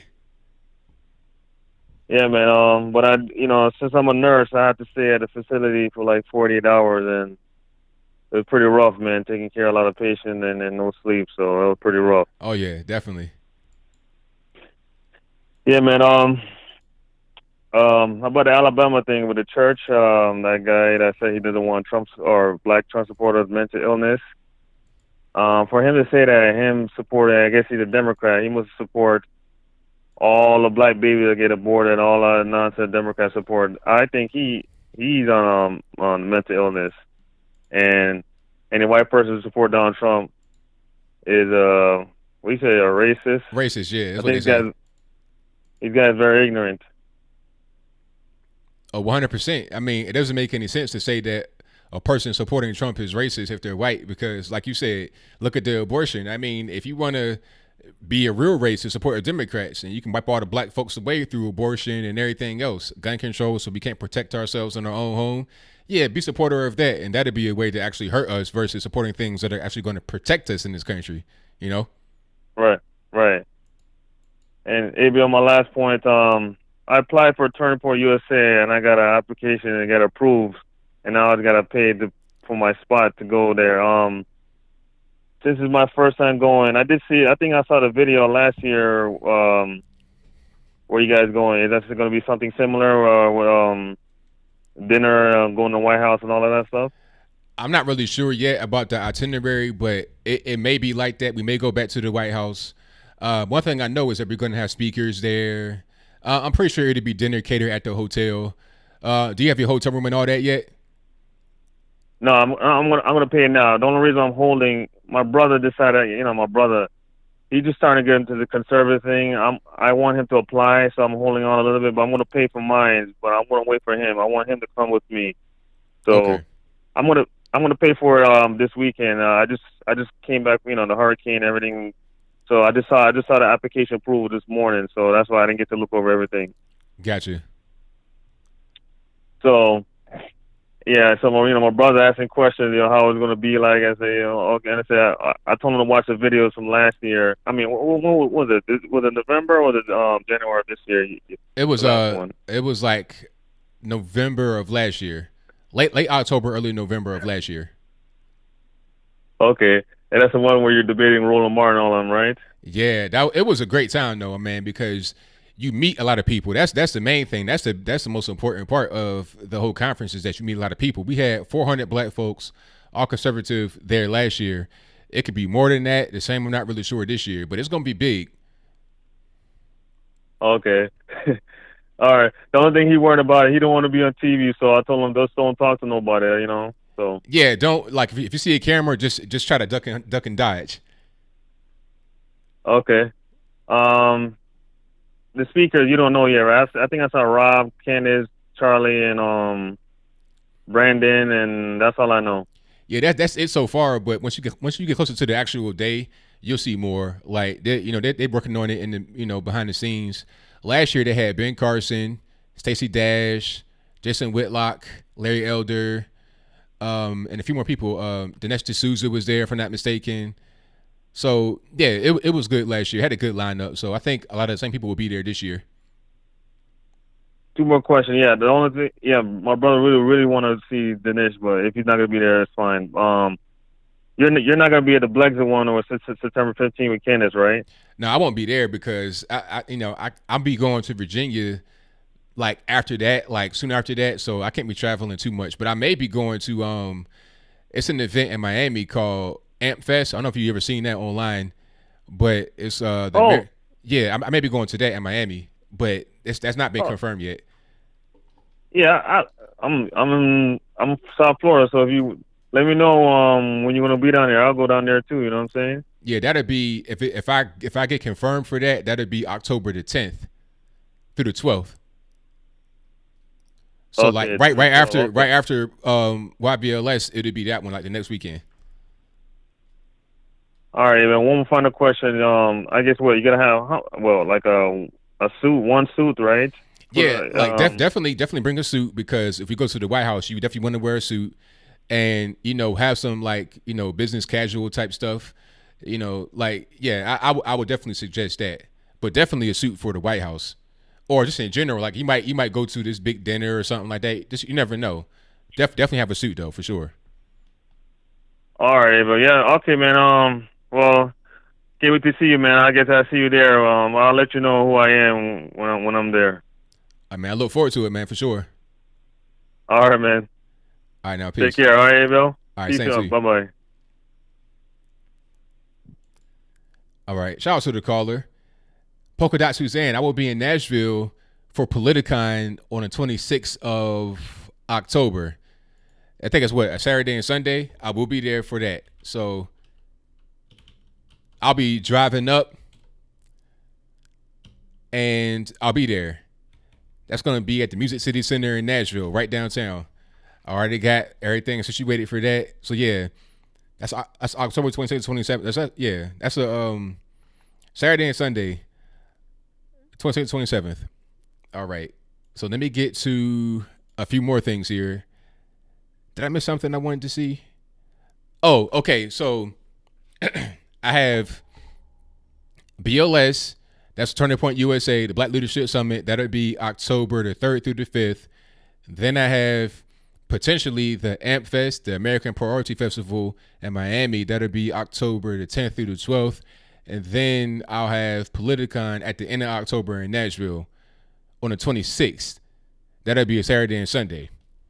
And I may do some other stuff coming up here soon. North Carolina, I love to come to North Carolina. Shout out to Carolina. I've been there a lot through the airports, but I want to be able to get off and do different things in the actual in the state. And shout out to Supercharged real quick before we get to the calls. Thank you to Northwood, who says Washington Examiner says Biden just burst blood vessel in his eye. Okay, so the blood vessel did burst, because I didn't know what was going on. It's like, why did they just start bleeding like that? What's really happening? Shout out to my man Greatness Anyone, who says Democrats want genocide in black and brown countries. Exactly, 100%. That is what Bernie Sanders pretty much said. Thank you to DC Channel Guns for the donation. I definitely appreciate you. Thank you to Kent Wickham, who says, how'd you get your voice so smooth? That's just me, man. That's just how I talk. But thank you for your compliment and your donation. I definitely appreciate you. Shout out to No Nonsense 1 2017 for your donation. Definitely appreciate you. And thank you to Filthy Phil for your donations, and also Crush River for your donations. Definitely appreciate you. Let me get to my next call. All right. Caller, what does it says? Veep rhymes with creep Biden. Is that what I'm seeing? Right? This is former Vice President Joe Biden. And I need you to help me prevent the worst catastrophe in the history of our nation from continuing for another 4 years. So whip that plastic out or else they're going to put you back in chains. I think I'll pass on that, sir. I mean, and I think you are alluding to maybe voting for you, Mr. Joe Biden, but that might not be a good idea. I mean, I saw you in the debate a little while ago, or the climate change town hall. You didn't look too good. You look kind of confused. Your eyes bleeding. You don't look like you're in very good health, sir. So I don't think you're a good person to vote for. I mean, Anthony, just like every other embarrassing public appearance by myself, there's a perfectly rational explanation for that. So I think you should stop prejudicing my record and just give me that 16-digit code and also the expiration date and the 3-digit code on the back. We can get to business of saving the country. I think not. I mean, I think that might be kind of a security risk to give you the information. So I'll go ahead and pass on that whole situation. But I want to know, how do you explain your performances at these debates and just random talks that you're giving where you don't know where you are, you don't know what you're talking about, you're saying things don't make any sense, talking about we're trying to ban magazines with multiple bullets. What's really going on with you, sir? Look, I don't know how these debates were marketed to you, but I heard when the debates started that there was going to be Jackie Chan was going to be proposing $1,000 a month. And I was like, I have to be there. So I was a little distracted by that. Okay. I mean, that was kind of random. I guess it might be enough to go ahead and just distract you. But if you're distracted by that, how are you going to stay on task as the president? It's kind of important to stay, focused, ain't it? Look, I think the media has the wrong perception of me, Mr. What was your name again? My name is Anthony, sir. Okay, Andrew. So what happened is that for so many years, people believed that I was kind of the softer part of the dynamic duo that was the Obama-Biden team. And the reality is that every time that me and the president went toe-to-toe, you can be assured that nobody knew who was the stronger pair. And I'll tell you an anecdote if you have the time. Go for it. So one day we were eating breakfast, and I was shaking the box of Cinnamon Toast Crunch, and the toy fell out, and Barack grabbed it, and I grabbed his hand, and the force by which I got him to release it, I mean, he was so shocked, and that shows the resolution of me, and it would have been great to have that, Scooby-Doo mystery van toy, but by the time I woke up, Michelle Obama had me in a chokehold, and I was feeling some pressure in my back from her behind. So wow. But yeah, I did stand up to Barack, and I will stand up for this country against people worse than Barack, namely the angry orange in the White House right now. Wow. Well, that wasn't a very good endorsement of your former vice president. I mean, of your former president there as a vice president. I mean, you would think that you would always be supporting him no matter what. But, hey, maybe that's not always the case. And I'm not sure you're going to be able to defeat President Trump. He has a lot of support. People love him. All the rallies are packed to the brim. But when I see you on television, it ain't quite the same thing. So, I don't know, man. It's going to be kind of hard for you out there. Look, you don't understand. I have a passion for politics, Anthony. When I think about politics, I think of the fragrance of Garnier Fructis wafting from the scalp of a young aide who's sitting at the desk next door.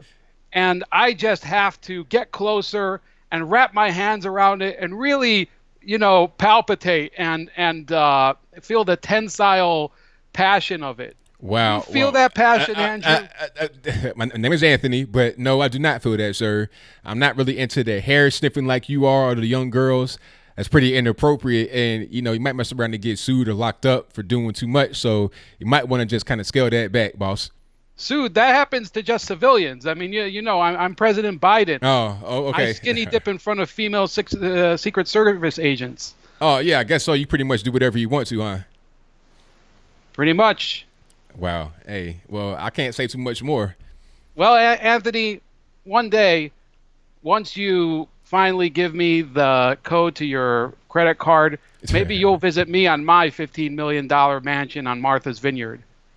Yeah, hilarious. But I thank you for your. And then I mean, it'll be great. I mean, Do you know how much beach there is over there to skinny dip in front of secret agent service agents? I bet there's plenty. You're probably going to be over there all the time, even right now in your advanced and kind of confused years. But thank you for the call. Definitely appreciate you. All right, God bless. And remember, when Ray Charles wanted the best honor ever, I proposed him to be a pilot in the Air Force. So wow. Never forget that. I stood up for the downtrodden. Wow. Okay. Thank you for that. I appreciate it. All right. Good night. All right. That was former Vice President Joe Biden calling in. I guess when he got off the debate stage or whatever that was, Townhall, talking about climate change with his eye bleeding. He thought that it would be the best interest of his to come on to ABL Live and give me a exclusive interview. So I really appreciate that. That was not a person impersonating him. That was really Joe Biden himself. And speaking of creepy Uncle Joe, check out this clip of his eye. Hopefully you'll be able to see it pretty clearly. All right. Hold on. Let me turn it on so you can. The sound might be kind of low, but you just want to see his eye. Like over here. Like you could see it even though it's kind of far. Can I zoom in? There we go. Let's go about this way. Let's see if I can do this. No, I won't do it. Okay. How to do the things we need to do, when they have to be done, how quickly we should move, how much we should invest, etc. And it's based on science. And look, I just look at all the organizations that many of you belong to, how they've rated my plan. On balance, it's been B+ or beyond that by every one of these organizations. Yo, what's going on? And the idea that, and maybe you're shaking your head, no, but that's true. The fact of the matter is that Doc, go to bed, man. What are you doing? For you and your thing. Look, man, I mean, seriously, all jokes aside, all BS aside, this guy, he's not well, man. Yeah, he's looking terrible. Like, imagine this guy on stage trying to debate Donald Trump. Look at him right now. You are not even in a debate. You're just talking about climate change with nobody else on stage, just trying to really be antagonistic. No other presidential hopefuls, nobody. And you can't even keep yourself together, man. You're a mess, a crazy mess. But hey, man, God don't like ugly, man, at the end of the day. But let's get to some more calls. Uh-oh, I had somebody, but I was a little bit too short. Oh, here we go. Let's go to 618. You're on the line. Who am I speaking to? Hello? Yes, 618. Is Anthony Brian Logan? Yes, it is. I got a little bit of feedback in the background from me. Can you turn your speakers off in the back? Oh my God, yeah, of course. Sorry. Can I ask you a question, please? Go for it. This is kind of off topic. What you usually your videos are, because I watch them all. But what are your views on? This is kind of stupid, but the Hodge twins. What do you think about them? I'm kind of curious about that. Oh, I'm big fans of theirs, 100%. We talked before, like through like text and stuff, so I know who they are. They know who I am. Good guys. They're from Virginia, just like me, not far from where my dad and them grew up. So, yeah, I like them a lot. They're hilarious to me. All right. What do you think about their the new video where they're showing a AR-15 on the their thumbnail and the video? What do you think about that? I like it. I like because I saw that video too. I saw it today, and they were talking about who was that? It might have been Beto or somebody talking about. It was Beto they were talking about, because he said they're tired that a Mexican name, quote unquote, you're not Indian or Mexican, and they give his real name and all that. But yeah, they say talking about trying to ban AR-15s and whatnot. He was like, "Look, you ain't taking my rifle away from me. This is mine." I liked it a lot, and how they showed it to let people know it's like it ain't just the so-called white man that has an AR-15. It's for everybody. It's not a racist. Exactly. The gun's not racist. It's for everybody. Anybody can get it as long as you don't have no crazy background. For the most part, you can get one. So it's all good. Okay, and I have one more question. What are your thoughts on? Well, I already know because I've watched all your videos. But what are your thoughts on like the the Clinton scandal? Like, if you watch a certain video, there's more than one video actually. There's about how many people died and all this and that. And is it too much of a? How do I put this? I know what you mean. So basically, you're talking about how all these quote unquote mysterious deaths happen at the, around the Clintons, all these suicides, quote unquote suicides, accidents, is that and the third. Yes, sir. Yeah, I think it's something to it. It's too many coincidences, and at a certain point, if there's a lot of coincidences, it's not a coincidence. It's purposeful. It's intentful. So I believe there's something to it, 100%. I think that people like Seth Rich, John Nash, even if it's not at the direct request of the Clintons, somebody's around them being a fixer, a John Wick heel turn type situation. So I don't know what's going on, but it's definitely, suspicious at best and outright devious at worst. So it's something to it for sure, in my opinion. All right. Well, I don't want to keep your fans waiting because you're at 3. I have 3, and you're the top 3. So thank you so much for talking to me. It's awesome. You made my month, man. Thank you. Thank you for the call, man. Definitely appreciate you. Thank you. Thank you. Bye-bye. All right. Shout out to the caller. That was a great call. Yeah, and shout out to the Hodge twins as well. Love those guys. Hilarious too. 100%. Who is Seth Rich? Hey, you gotta look him up. I don't want to be rude when I say that, but if you look up Seth Rich, you're gonna see a lot of information about him. He was an intern for the DNC and he wound up dead in DC. But there's a lot to him that it would be kind of hard for me to get into right now. But look him up and you'll see a lot. Okay, let me get to my next call. 571, you're online. Who am I speaking to? Good afternoon, Anthony. This is Nicholas from West Virginia, the Gridnick. All righty. What's going on? Doing well, sir. Thank you. Thank you for the content and fabulous show today. I got 2 things for you. First of all is the climate change. Now, I'm in my 50s. My youngest brother-in-law is just hit 30, and we had this discussion some time ago. And I told him, I don't believe in climate change. First of all, it was global warming, then it was global cooling, or the other way around. And of course, once they got ridiculed again and again and again, they changed it to climate change. All right, so it's just a word.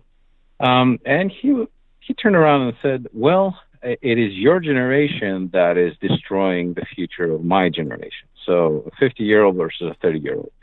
So I turned around and told him, all right, first of all, the climate change hoax, and I'm talking about what is defined as climate change right now in the media and all that stuff, not exactly what's going on with the planet, is a $17.5 billion industry, maybe more.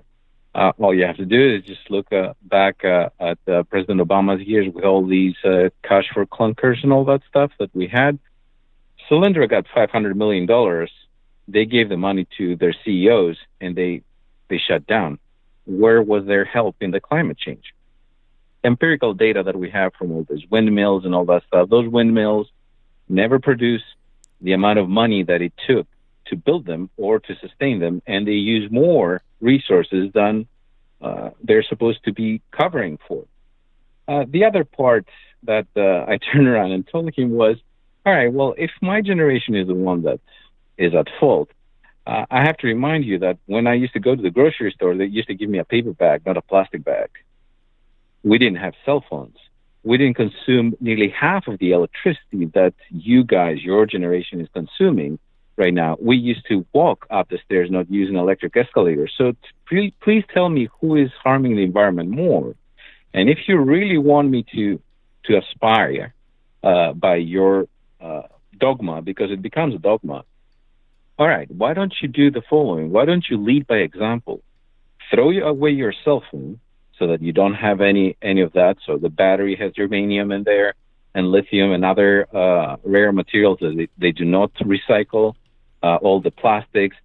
Stop going to Starbucks and getting your plastic cup of coffee. Get your own cup of coffee and make it here. Do not use the electric coffee maker. Use a percolator, and so on and so forth. Well, the minute the comfort zone started appearing in the horizon, we kind of like stopped the discussion. So for those that are for climate change, that they want to help the planet, by all means, we can have a discussion, but don't fall into the trap of what is supposed to be a climate change, because it's a great hoax. I will remind everybody the climate, the Paris Climate Accord, or whatever that thing was called, that President Trump withdrew. If you actually read what was going on, we were gonna lose millions of jobs here, and we were going to reduce our carbon footprint, which would have made perhaps a 0.1% difference over I don't know how many years yet. Mm-hmm. The Chinese and the Indians, who combined are over 2 billion people, they were optional. So think about that.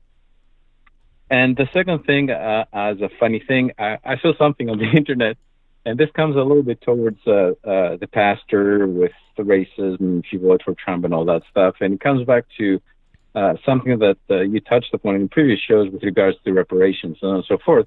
Apparently, this morning there was this gentleman in Grand Central Station in New York City with a Trump sign. And he said that liberals and Democrats told me I deserve reparations.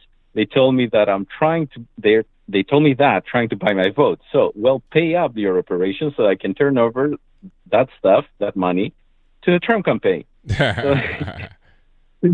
And his last quote was, "If you have white guilt, I have a cure for your white guilt. Put your money in my bank account. There it is. You will be healed."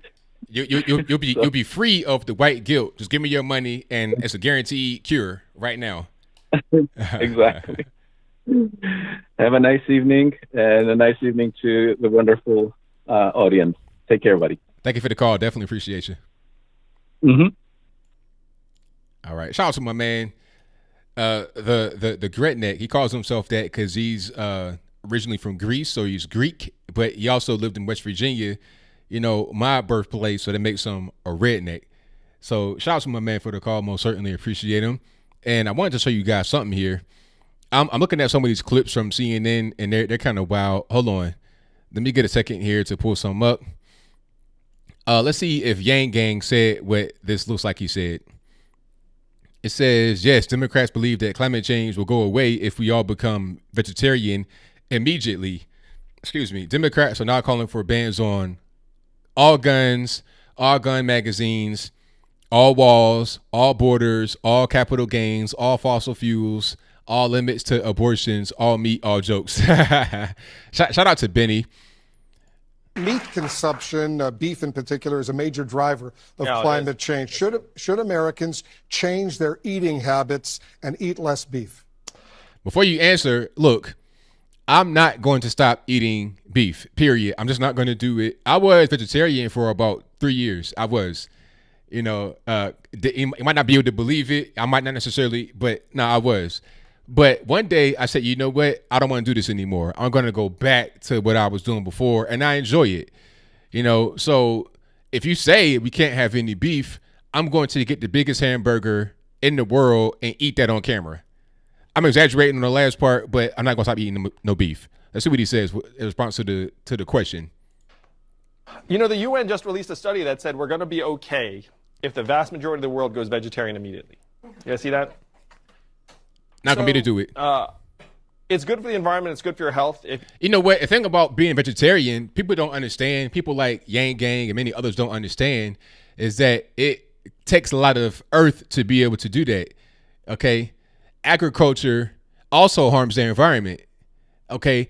I ain't even talking about the pesticides and all of that. I'm talking about constantly farming on the earth, constantly, trying to grow things in soil. At a certain point, the topsoil becomes eroded. Like, that's a whole different story when you're talking about desertification.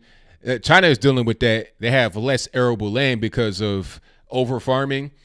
So, I mean, that can also harm their environment. So if you want to be an environmentalist, you should be focusing on having, more natural farms, less of these factory farms, having more farms. People, the cows can go out there and they can graze and they can repopulate. That's how it's supposed to be, rather than having the factory farms or the wide scale agriculture to grow vegetables. You eat less meat. Certainly, meat is an extraordinarily expensive thing to produce from an environmental sustainability point of view. So I think it would be healthy on both an individual and a societal level for us to move in that direction. But again, this is a country where there's a lot of individual autonomy, and so you can't force people's eating choices on them. All you can do is try and shape our system so that over time we evolve in a productive way. So translate that into layman's terms at the very end. That was kind of scary. He said, we have a lot of individual autonomy, so we got to fix that. Basically, we have to eliminate individual rights through what I want to do, which is to shape, a system so everybody will be free to give up their rights, basically. And yeah, that was pretty scary. And also, talking about cars. Do you like your cars? Do you enjoy antique cars? Like any car that uses gas? Guess what? National Democrats want to ban that car. All cars that use gas get banned. They think your gas guzzler is a clunker and look down on you for driving it, peasant. So what's the answer? Are we all going to have to drive electric cars? We are all going to love driving our electric cars. Will we have to drive electric cars? Well, there'll still be some legacy gas guzzlers on the road for quite some time, because this is not a country where you're going to take someone's clunker away from them, but you are going to often buy the clunker back and help them upgrade. Clunker. Wow. No, I wonder what he drives. Like, what does Andrew Yang drive? Does he drive a Tesla or something like that? And those are dangerous sometimes. I saw one catch on fire, and then the automatic system might lock you in the car. I mean, that's a whole different story. Now, let's see what Kamala Harris says. Have to lead, and plastic we can straws adapt. are a big thing right now. Yeah. Do you ban plastic straws? I think we should. Yes. I mean, look, I'm going to be honest. It's really difficult to drink out of a paper straw when if you don't gulp it down immediately, it starts to bend. Yes. And then the little thing catches it. And then, so we got. So, okay, you want to ban plastic straws. Then you talk about how paper straws don't work, like immediately after that. So you're killing your own argument. I don't understand. I kind of perfect that one a little bit more. So you'd ban it, but rely on innovation. I mean, we got it. Yeah, innovation is a process, right? You don't just do it. Innovation is a process, but let's encourage innovation. So okay, you want to have innovation, but then you want to ban plastic straws. So how you going to shouldn't the innovation come first before you say that you want to? The thought process is not really there. Okay. Now let's see what Bernie says. Incentivize and protect small businesses and homeowners all over this country. My goal is to see a massive increase in the use of wind and solar, and we will help people being able to afford to pay for it. I'll give you just an example of one of the crazy things that goes on right now. If you install, and we have, Jane and I have put solar on our house, and it turns out with the tax credits that we got, we pay it off in tax credits. Why are you getting that, sir? You got plenty of money, but I don't want to go down that road right now. Let's keep going. 7 or 8 years, and then we have free electricity. It's a pretty good investment. Hold on. We pay it off in 7 or 8 years. I have put solar on our house, and it turns out with the tax credits that we got, we pay it off in 7 or 8 years. 7 to 8 years to pay off solar panels? Really? And that makes sense to you, sir? That's crazy. How much did that cost? That's more than the roof itself. And then we have free electricity. It's a pretty good investment. How is it free when you got to pay for it? Like, you're paying more for the solar panels than you would be for an electricity bill. This is crazy, but we'll just keep going and get back to the cause. Shout out to everybody in the chat.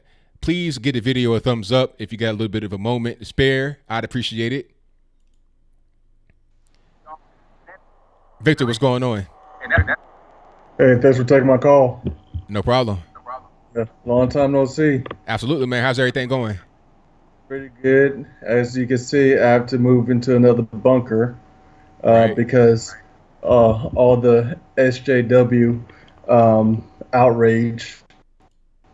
I have to find a new place. Oh, wow, really? Yeah. So anyway, I want to talk about the Alabama pastor because this really points to how hard it is to be a black conservative Christian, because you want to fellowship with black people that looks like you, but at the same time they may be too liberal, and because of that you tend to keep yourself in a shell because you don't want to express your truth. Because if you do, then you'll be looked at as an outcast. And it's especially hard for me personally for being a black Catholic conservative, because it's not that many black Catholics out there. And then on top of that, you go to a church that's pretty liberal, and based off what they're actually saying, not really going by the Christian and Catholic belief, it's very hard for a black Christian and black Catholic conservative to fellowship with other blacks. Right. Yeah. I mean, I understand that 100%. You want to be able to do that, but then when you got guys like that out there saying what he's saying, it makes it very difficult to do so. Yeah. So the next thing I want to talk about is the climate change. And as I mentioned before, I understand the climate change, and I think there is a climate change. The problem is that I don't know how much humans play a factor in it, and as well as how they are trying to monetize the whole climate change thing. How is, for instance, at the G7, how they said they're going to give $20 million to the Amazon rainforest fire. I mean, it's just a big money grab. And on top of that, it's kind of messed up how the climate change saying that, we need to change our ways, when they're not even going after the main countries that actually is affecting the climate, like China and Africa. Yeah, India as well. I mean, like, they talk about pollution and all that kind of stuff, but most of the pollution, especially in the Earth's oceans, comes from, I think, 10 rivers. Most of them come from China and India, and I think it's 2 in Africa. So that's where you actually have your pollution and your carbon emission, all that kind of stuff like that. They don't want to talk about that. They want to talk about us because it's all about trying to get money. It's the whole industry behind it. People like Al Gore make a whole living on that. You go from being a politician to basically the patron saint of climate change. That's what you do now for a living. So it's all about getting money at this particular point in time. It's not a real thing that they are concerned about. They're concerned about getting more money in their pocket. That's pretty much all. Yeah, exactly. And then it's kind of messed up how they try and get rid of the plastic straws, and when most of the plastic's not really coming from America. Right. Yeah. And then, the thing about it doesn't make any sense because they'll try to get rid of plastic straws in California, but they'll hand out free syringes to shoot heroin with. So, I mean, that's plastic too. So I'm not really understanding. You'll see on the ground no plastic straws, but plenty of plastic heroin needles. That you'll be in danger of getting HIV if you step on it. Correct. Or sit on it. Correct. Yeah. So, and also I saw your video about your perspective on the state of the black American race. Yeah. Whether you're optimistic or pessimistic. Yeah. And optimistic, and reason why is because I'm sorry, I didn't hear that. You kind of broke up a little bit. What'd you say? Oh, sorry. Yeah, I said that I'm a little bit optimistic about the black race because when I watched the 2019 NBA draft, I was surprised how many black fathers that were being interviewed. Yeah. Yeah, that was a very good sign because in years past, you have the NBA draft, NFL draft too. You see, the guy come up there, kiss his mama, say, I want to buy my mama a house. But now you got the dads out there with their sons. That was really, really encouraging to see. Can you hear me, Victor? Yeah, exactly. I'm still going in and out. I've been having problems with my internet connection lately, especially around this late at night. Oh, okay. But I'm just going to cut it short right here because of the problems. But that's all I wanted to say. But good talking to you again. Thank you for the call, man. As always, definitely appreciate you. All right then. Bye. All right. That's a great call from my man Victor, as always. Yeah, but that was a very refreshing thing to see at the draft. A lot of their dads were out there talking to them, talking to the media, and you could tell that the young men were more mature and understanding how to handle themselves better in that situation because they got their fathers in their life. A dad makes a big difference. So shout out to all the dads out there, all the moms too, of course, but definitely the dads. You guys are very, very, very important. Shout out to my dad, my granddad, my uncles, everybody to help me get right and to be the man you see before you today. But let me get to my next call. 214, you're on the line. Who am I speaking to? Hey, man, what's going on, man? This is Tariq, man. All right, Tariq, what's happening? Oh, not much, man. Just want to talk about these liberals, man. I'm so glad. I mean, I don't support what's bad happening to Dave Chappelle, but I'm glad it's happening because the thing is, black people got to see, these liberals who they keep voting for, the party that they keep voting for, who is the ones that's always trying to cancel them? You know what I'm saying? They never ask that question. Like they always, you see these liberals, black liberals talking about free speech and how they're always getting censored and blocked and cancel culture. But it'd be the people that they support that ideology that does it against them. You know what I'm saying? They act like it's just some weird thing that's just happening. But you don't see no conservatives. In fact, if you look at the whole Dave Chappelle situation, man, he's only getting defended by either independents or conservatives. You know what I'm saying? He's being attacked by all these fraudulent liberal outlets. You need to see the Root. The Root is just some black news outlet. It's ran by, what is that, Univision, which is a Latino company, which is kind of odd that a Latino company would have black folks act like ultra liberals and go after each other, but that's just another thing. But anyways, writing articles like all the worst white people support Dave Chappelle. Like, it's just like, what? Like, so what? You know what I'm saying? But the problem with these black liberals is they take their marching orders from white liberals. So, whatever the white liberal says, you can talk about and what you get angry about. That's what the black liberal does. It just seems like these ultra-left black liberals, they don't like quote-unquote cis heterosexual black men. Hell, they think we are the white people, the white men of the black community. You know what I'm saying? Like, it only exists, it's only one side. And it's just, it's crazy that the people, like I said, the people that do us the most damage, the most harm, either to our career, they go after our careers. The same people who say, oh, I love you, black people, and, we see your struggle, are the same ones trying to silence us. You know what I'm saying? Oppress us and destroy our careers. I made that Facebook status that when it comes to the liberal, man, they are diverse in race.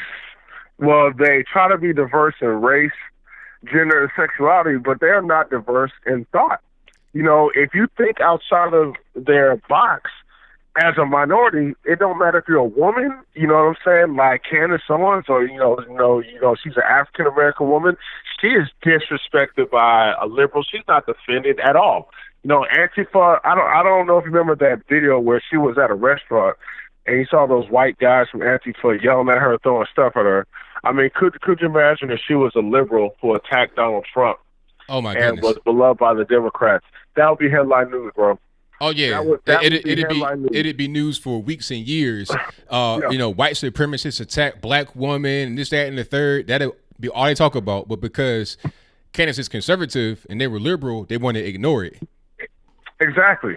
And this is, bro, this is why no one is taking the black community seriously, because the black community always talking about sticking together. You know, we got to defend our black woman when they get attacked.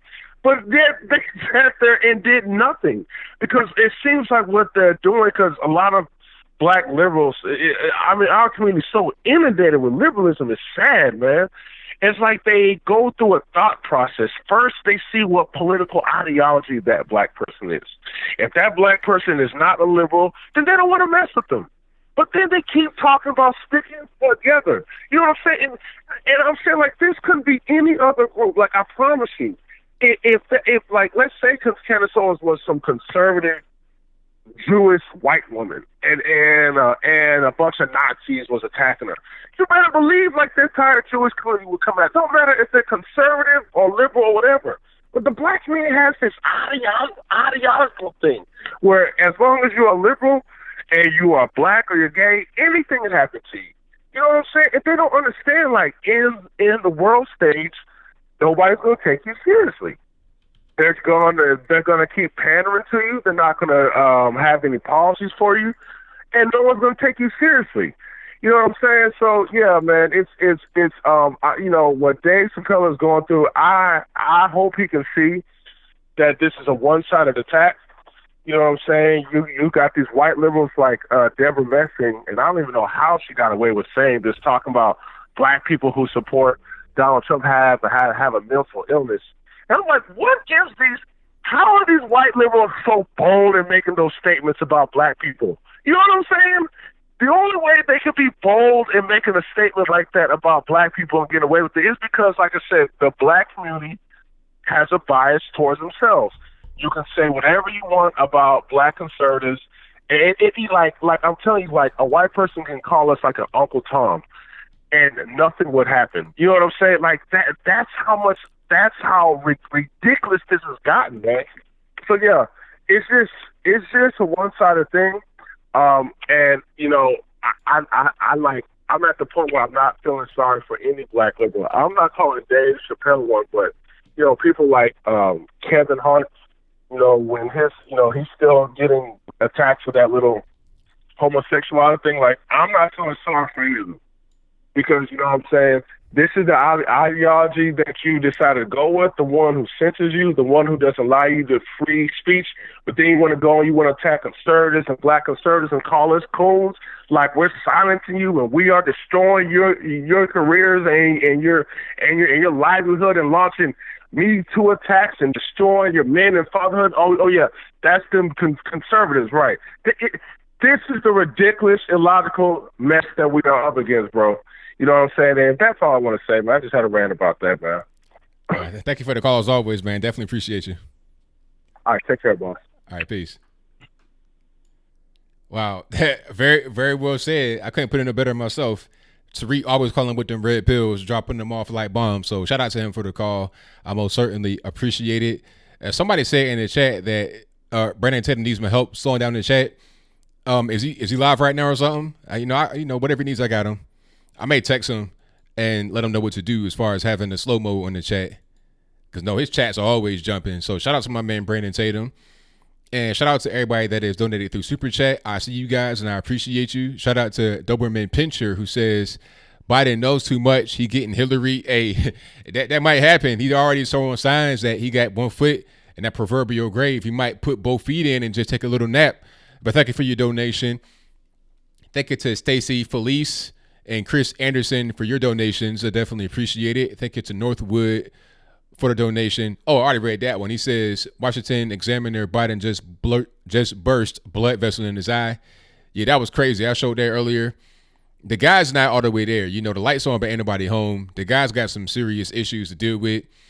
Like I said, or like the person said, he might be getting Hillary. It might be a rap city for him. So I'm not sure what he's going to do next, but let me get to my next call. Let's go. All right, call you on the line, 267. Who am I speaking to? ABL. Yes, sir.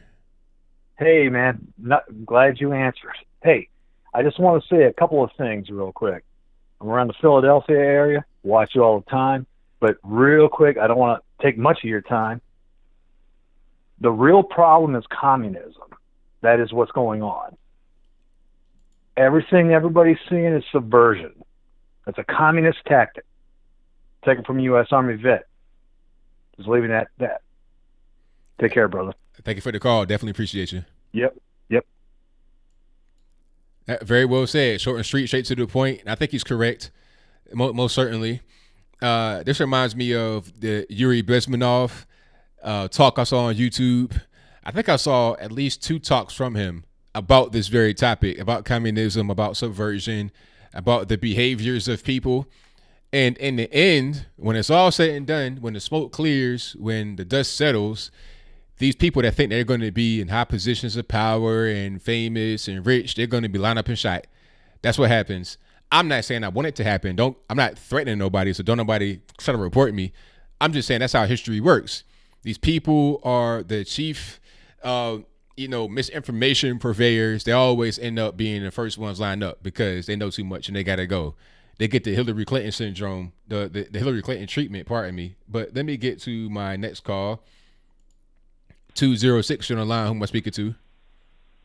Yeah, this is Dougie. I'm on live. Hello, everybody. Hello, ABL. Nice to talk to you again. Likewise. I just saw the climate change thing, and I thought I could maybe give you more ideas. You were talking about Pangea the other day, and I figured I'd call in. A couple callers back. I just want to say I don't really see a lot of hate out on the streets. It seems like a mainstream media construct to me. And I want to make the distinction that classic liberals are the opposite of the today's liberals who want to take away your guns and spy on you in your house and do all of that, burn your bits and your books and all that other stuff. But the climate change, it doesn't really matter why it's happening. I got about a few ideas on why, but it's most likely a magnetic pole excursion. And so it takes 100 to 1,000 years, and could be anything from your expanding Earth model, like you were talking about Pangea being crazy. That's kind of a flat Earth explanation, 2-dimensional. And so if you look at the expanding Earth videos and just add a little more water and put no polar ice caps on that or anything like that, but expanding Earth, that's like a 3-dimensional explanation. And then you've got the spiraling vortex, through time space. Some people, like to think about that. But, it could be anything from that, Planet 9, the Nemesis, the binary star, the galactic plane. Basically, we hit the center of the Milky Way galaxy, and that throws us off. So, that, and then Walmart, Sam Walton ran the Japanese, German, and Italian concentration camps. I'm going to pass on the Alabama church one. And the Ilhan Omar. I don't think about her when I think about Muslim Americans.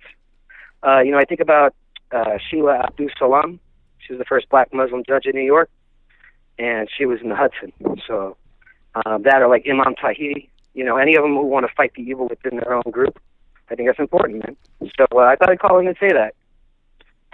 Well, I thank you for the call, man. Definitely appreciate you. Hey, I know you don't watch mainstream media, but best quote this month is Mr. Nick Tombolides for the Senate on, term limits. He said straight to their faces, man, that the Americans have a higher approval rating in polls for hemorrhoids, traffic jams, root canals than they do for the Congress. So I wanted to leave you on that note, man. You should see that. I know you don't watch mainstream media, but the term limits meeting with Cruz and Hirano, straight to their faces, and it's like funny. Hey, peace out, everybody. Hey, can I get a fist bump? You said what now? Can I get a fist bump again? Oh yeah, there we go. All right, cool, man. All right, you have a great night, man. Right. Peace out. Thank you for the call. All right, bye. You bet. Bye. All right, shout out to the caller. Most certainly appreciate him.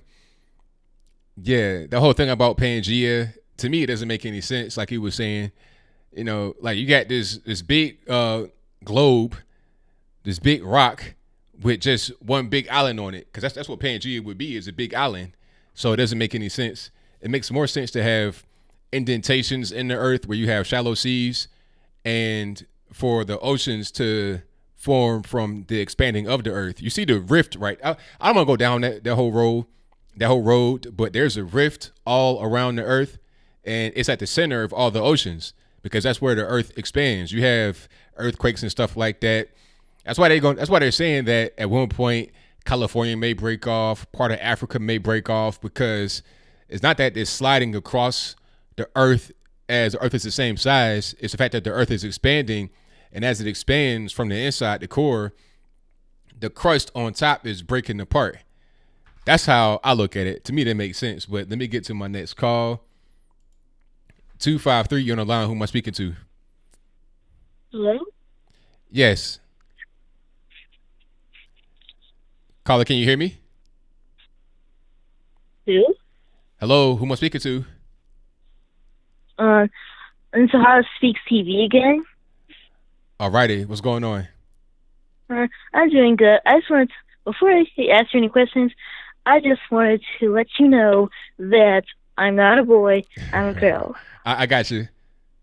Okay. So my question was about abortion. So I was wondering, how come the Democrats are supporting so much abortion?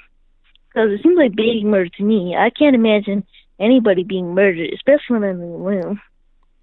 Well, I think at this point they've pretty much they've advocated for it so much, they've supported it so much that they can't really reverse it, and they're trying to get more support for their party, so they're going to keep doubling down by supporting it more. Of course, you're correct about it being baby murder, but they either think it's not that way or pretend to not think it's that way because they want to get support from those who feel the same way they do. Yeah. Yeah, because I thought, abortion, I don't think you should murder the baby unless you have a really valid reason. Otherwise, you should keep the baby or put it up for adoption. At least give the baby to someone who would love the baby, not just kill the baby.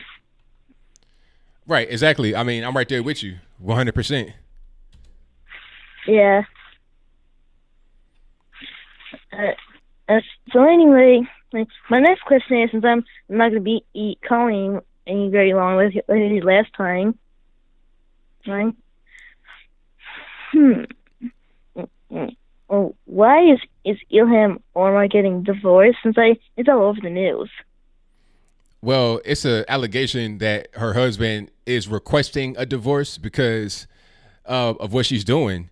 She allegedly is having an affair on a guy. So, if you're married to somebody, you don't want your wife to be dating somebody else while you're still married to him and you got kids and everything else. And then beyond that, she is not handling her duties as a mother because she's traveling all the time. And she's pretty much making the husband be the mother in the relationship. And they're Muslim, so they're very traditional. They don't like that. So it's a whole lot of issues. But the main thing is the affair allegedly with the guy that is working with her campaign. Okay. I'll have maybe 2 more questions. Okay. My last question before I go is,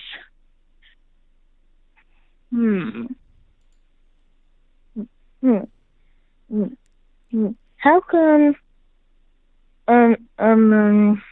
what's it again?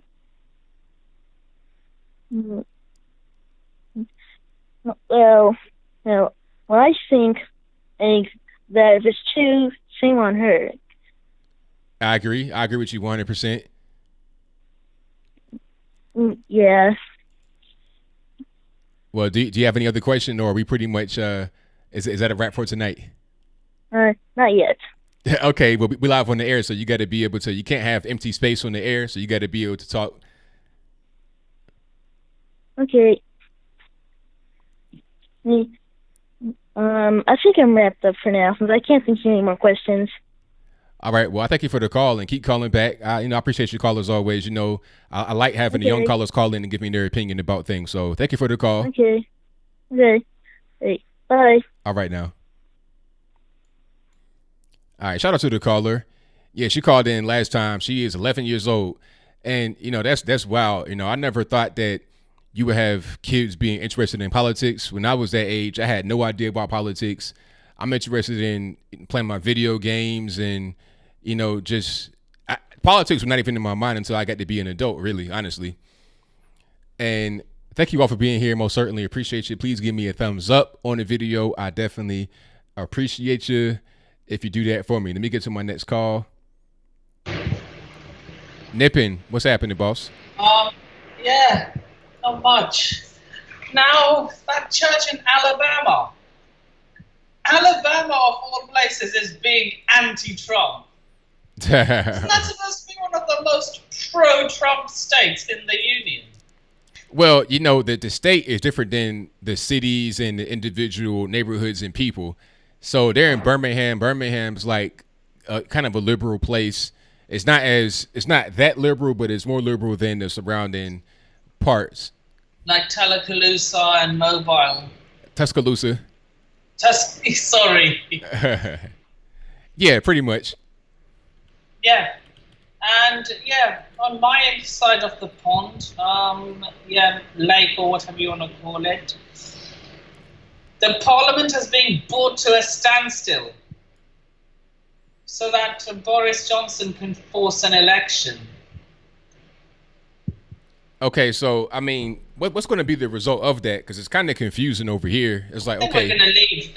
You know what? I don't care if it's a deal or a no deal.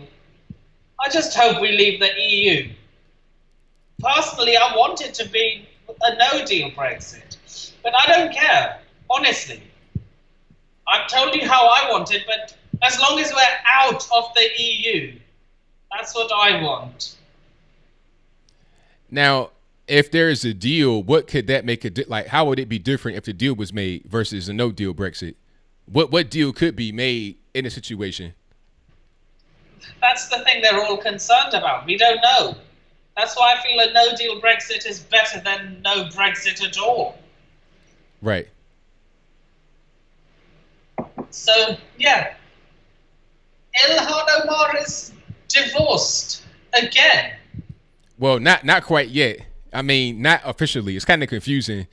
Allegedly, she got divorced from her quote-unquote real husband under the Islamic tradition, but not quite yet in the legal sense. And she only just got married to him officially like January of 2018 because she was married to her quote-unquote brother or somebody before that, probably for immigration purposes. Incest. That is called incest. Yes, it is. Did I just hear this correctly, that she married her No. Allegedly. Yeah, because look, here's what happened. She was with her husband for a long time, since like 2002, but they were only married through the Islamic tradition up until 2018 when they officially got married. But the whole time they were together from 2002 to right now. But she got married to somebody else in 2009 that could be her brother because of immigration purposes, to get him over here to get him a green card or whatever the case may be. You now go, you go so low that you end up, no, sorry. Yeah, I mean, that's crazy, but hey, that's... Huh?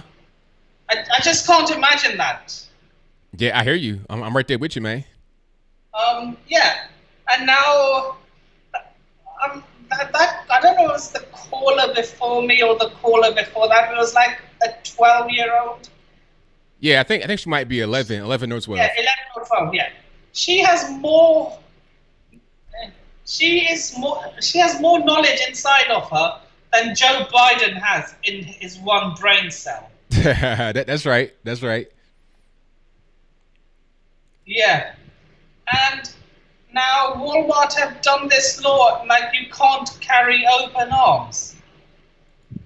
Yeah, you can't open carry in Walmart or Kroger anymore. And I guess it's a response to the whole shooting situation. So maybe they think that if you don't open carry, there won't be any more shootings in the stores or outside the stores. I don't really know what's going on. That's not true. Shootings are going to continue. In fact, if you don't, gun control will cause more crime. It's a proven fact. Yeah, it doesn't. Gun control does not work. It simply does not work. There's always going to be people that engage in violence. You can't wave a magic wand and say no more guns in the country. It's just not a real situation. This isn't Harry Potter. You're right. Yeah, it's not Harry Potter. This is not the movies. We're not gonna have a magic staff to come out of the sky and just materialize and ban all the guns. If magic was real, they'd want wand control. Right. Yeah, exactly. No gun control. They want wand control. Exactly. And same way, if magic was real, I wouldn't want wand control. Not at all. That's what makes me feel powerful. Right.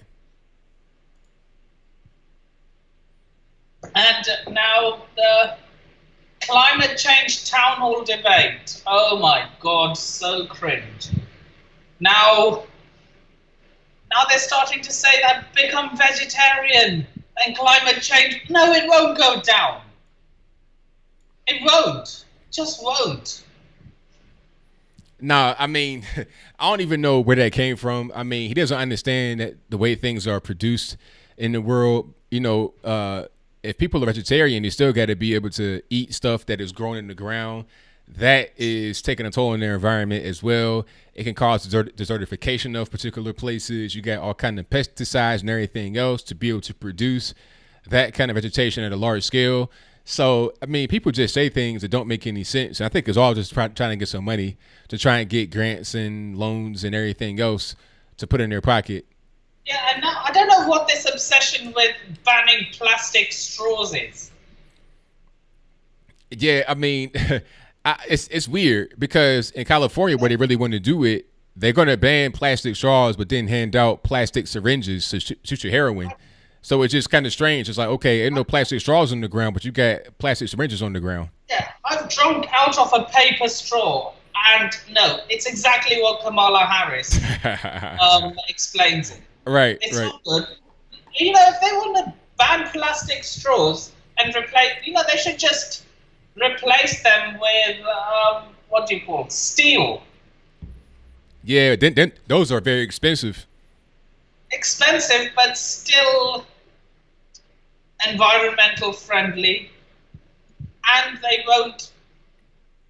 won't end up chewing paper. But yeah, I don't know about a steel straw. I think that might be a little bit too much for me. I like to be able just to get a regular plastic straw. I think that's perfectly fine, and then we can just go about it that way. That's true. And what did I miss from last week since I had to go to sleep very early? I have no idea. Okay.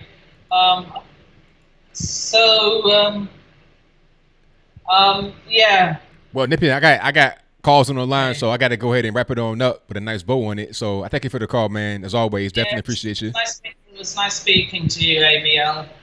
Definitely. And I will see you next time. That's going to be... She'll see you on Saturday. Wednesday. No, today's Wednesday, so Saturday. Yeah, I shall see you on Saturday. That's right. I was getting confused on the dates. Gotcha. I shall see you on Saturday then. All righty, see you then. Peace. All right. Thank you to my man Nipper for the call. Most certainly appreciate him. Yeah, I'm not going to use a steel straw or a paper straw. I've not used paper straw before, and I've heard that it's not good, so I don't really want to go down that road. If I get I can imagine how it is. It's like if you drink from a milk carton back in the day. Like, remember the cartons back in? I didn't drink them. I didn't drink milk from the carton. I would drink Koolies. Remember those? If you ever had them, it'd be in the same paper carton as the milk, but it'd be like a little fruit drink, like a little Kool-Aid or something. In school, you can buy them for like 40 cents back in the 90s. Yeah, it's like that. And when the front of the carton get kind of soggy, it gets kind of weird. You get some of the paper in your mouth. It's like you're drinking paper. That's not really the wave. And if you got to have that for a straw, I can imagine how it is. And then also, are they even recyclable? I'm not really sure. But yeah, I don't want that. Steel straw killed a lady. I can imagine it because you can impale yourself with that. It's not safe. Just give me a regular plastic straw. Men don't use straws. Hey, I use straws all day long. But let me get to my next call. 740, you're on the line. Who am I speaking to? How it is. Then also, are they even 740. I'm not really Can you hear sure. me? But yeah, I don't want that. All right, caller, if you can hear me, 740, do not listen to the stream. The stream is a delay. You have to talk to me on the phone, and you got to be ready when I pick up the phone to talk to me this way. You cannot talk to the stream because there's going to be a delay. But thank you for the call. Hopefully he's able to call back and, tighten up a little bit. Yeah, paper straws are not recyclable, so it's like, what's the point? If the plastic straws are a problem environmentally, and so are the paper straws. It's the same thing, so what's the point? Yeah, it doesn't make any sense. Steel straws have killed a bunch of people, and paper straws are not recyclable. Exactly. There you go. Hemp straws, is that possible? Because isn't hemp like a cloth? Like, how do you make hemp into something that is suitable for a straw purpose? Do they exist right now? Okay, let me get to my next call. Kevin Duncan says, did I get a super chat on YouTube? Just nuked my account for wrong speak and had to make new account. Did I get your super chat? I got your big one for the $100. I got that one. I appreciate it, but I've not gotten one recently. I got your PayPal. I think that was you. Yeah, I got you on PayPal. I got you there, but I did not get a super chat recently. But thank you for your support. I most certainly appreciate you. Let me get to my next call here. 740, you're on the line. Who am I speaking to? 740, can you hear me? I can hear you. Can you hear me? Yeah, you're breaking up real bad. I'm not sure what's going on with your phone. Okay. All right, I don't know what happened. It's like you on CB radio. You gotta get that together. Yeah, the CB radio is not the wave. You got to get on a regular phone. So let's go to my next call here. 541, you're on the line. Who am I speaking to? Hi, this is Sue, and I live in Oregon. And I wanted to talk two things about the paper straw, because I just went to the Oregon coast. I live on the eastern side of the state, and paper straws stink. They feel weird in your mouth. And the thing is, with the steel straws, how do you clean them enough to make sure you don't have a bacteria or something growing in them? Are you there? I'm right here, and that's a very good point you made, because with a steel straw, I'm concerned about it. Like, even with a plastic straw, I was always taught by my dad, it's like when you get a straw, when you open it, just blow through it, just make sure ain't nothing in there, so you can just put it in your drink and it's good to go. But with a steel straw, I mean, they got to reuse them, they got to clean them, they got to wash them, and you have no idea how they're going to wash it. Like, it's not really going to be clean. Like, think about it. Like, you go to a restaurant, like if you go to a Waffle House or something like that, what I do first is look at my silverware, see if it's clean. And 8 times out of 10, it's not clean. You got to take it back. With a straw, how are you going to know if it's clean or not? You have no way of knowing that. Right. And my second thing is about the Electoral College and how the Democrats are working so hard to get rid of it. Living in Eastern Oregon, I can tell you most everyone on this side of the state are Republican conservatives. But because Portland and the west side of the state is so populated, the eastern side of the state's voice is never heard. We have this horrible governor in our state right now, Kate Brown, who is trying desperately to get rid of our guns, to take our guns, and they've limited hunting and all this stuff because there's a bunch of flower sniffers over there. They want to protect the coyote, but they don't live in ranching towns. They don't understand the devastations coyotes cause. Same with wolves. Now, I don't like the thought of killing animals like that, but at the same time, I know people who are farmers and how important it is for them to keep that population down. And I just hate the fact that the western side of the state has more control over what goes on in our state than the rest of the communities, because the rest of the state is so sparsely populated versus the western side of the state. Yeah, I understand that 100%. And, like you said, they don't understand. Like where I live, we have coyotes. You can hear them outside. They're being packs. And what if one night I come home, it's at night, and then I got 6 coyotes right in front of my house, and for some reason they're not running away. They're like right there. They might be rabid or something like that. People don't understand how others live, and they just want to do things that they think are correct, that they think will help themselves without looking at the entirety of a particular place. That's why the electoral college is good, because you have less of that on a national level. Because if it was all about just the population centers, you would go to New York, Chicago, LA, and focus on them and the very liberal things they want to push, and try to put that on regular everyday people in West Virginia, Ohio, everywhere. And it would not be fair to have the liberal, crazy leftists control everybody else that is nowhere near on that spectrum. Right, and that's why I've posted on Facebook many times, please, can we have an electoral college in Oregon? Just so that we could have our voices heard. I bet you our state would not be liberal. Our state has been the first to agree to same-sex marriage, assisted suicide, marijuana, all the stuff. This state is so liberal. And I know at our house we have a Trump 2020, Keep America Great flag. We keep a United States flag hanging on the front of our house. And even when we went to the coast, we were afraid to wear those hats because we hear so much about what happens in Portland. And it's just sad. And I also want to tell you, I'm a long-time listener, first-time caller in. I listen to you and Kevin of Kevin Corner, Brandon Tatum Davis Harris Jr., Diamond Silk, and you guys inspire me. I have many friends who are liberal. I've thought about buying David Harris's book, Why I Couldn't Stay Silent, to send to my black friends, but I think it would offend them, so I haven't done that. Yeah, but if you don't want to send it to anybody, just get it for yourself, because I know David, good dude, and that's going to be a good book for you. So I say get it anyway. Yeah. So thank you for everything you do. Thank you for being strong. And also, I was actually born in Portsmouth, Virginia, in Portsmouth Naval Hospital. Naval Hospital, yeah, I know about it very well. My dad used to live right there in Park Place, the little neighborhood right there. Yeah, so I know about that very well.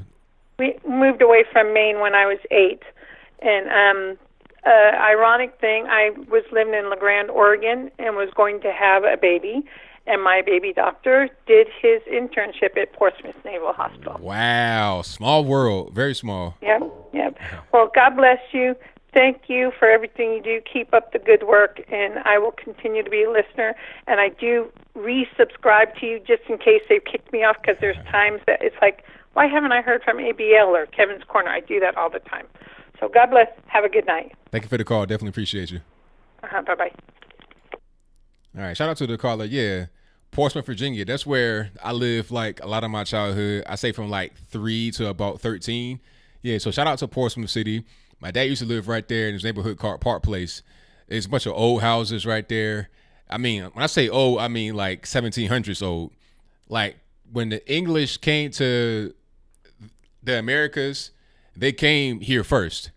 Right in this area, Jamestown, Fort Monroe, Hampton, Portsmouth, Norfolk. That's why they have the English names. Portsmouth, Suffolk, Norfolk. That's all coming from the United Kingdom, like directly. The James River after King James of 1611, right around then. Elizabeth River after Queen Elizabeth. So, yeah, shout out to Portsmouth. Shout out to the Naval Hospital right there. Been past there many times. Let me get to my next call. 754, you're on the line. Who am I speaking to?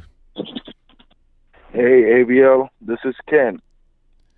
All righty. What's going on?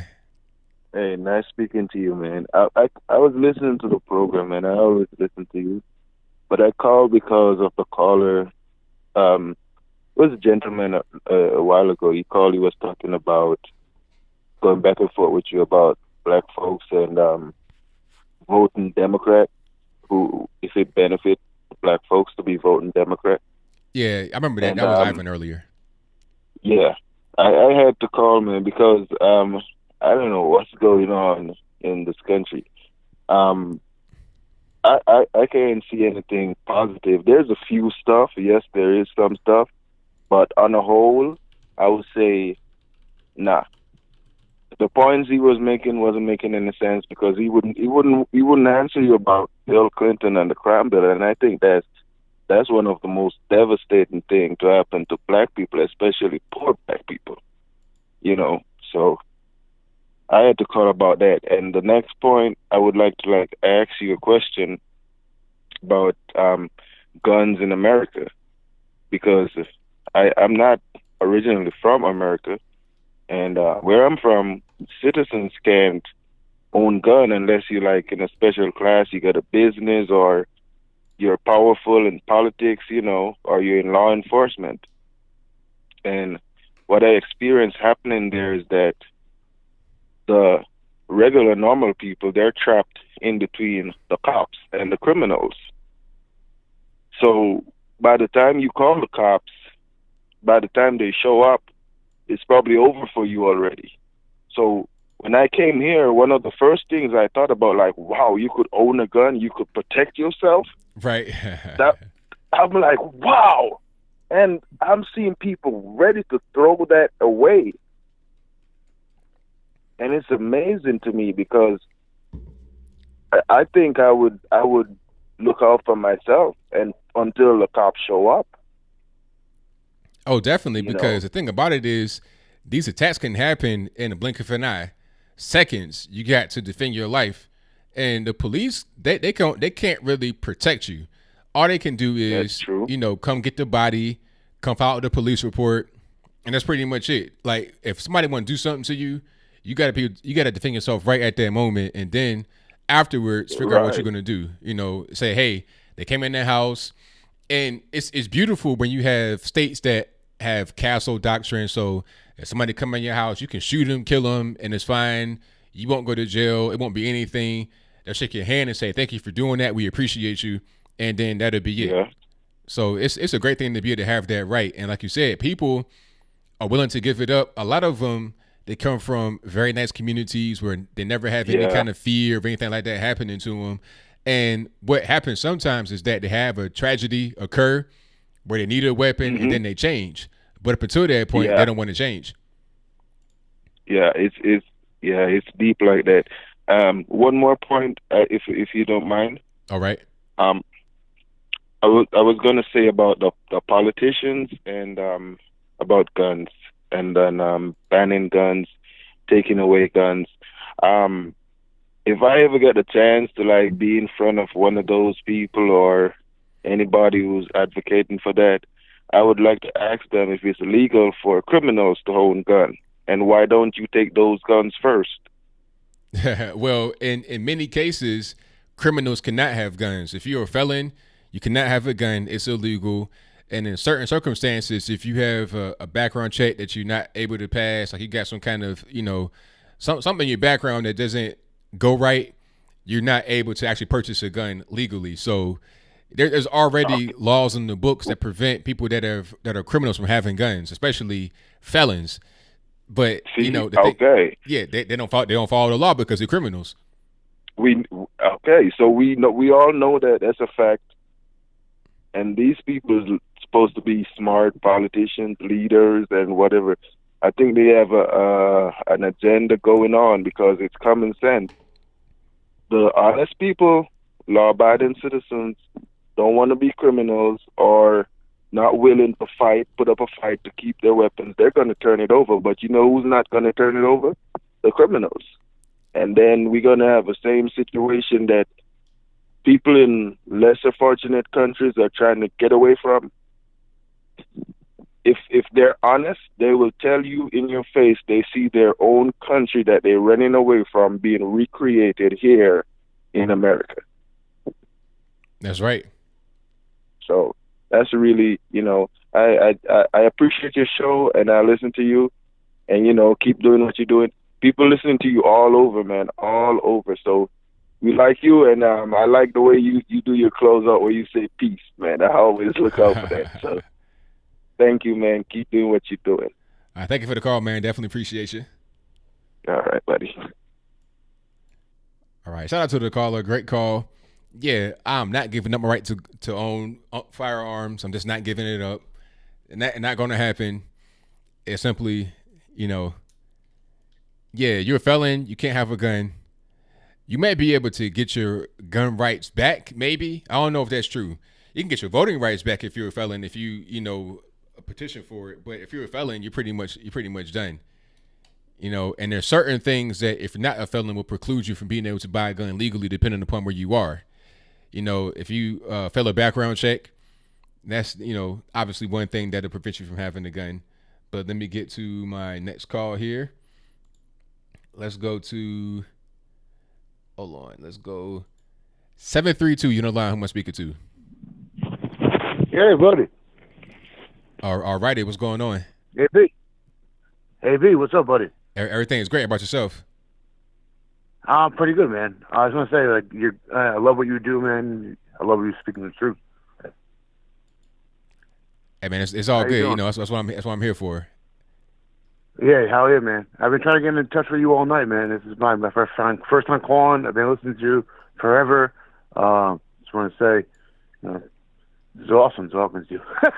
Well, I'm glad you're on the line, man. So what's on your mind?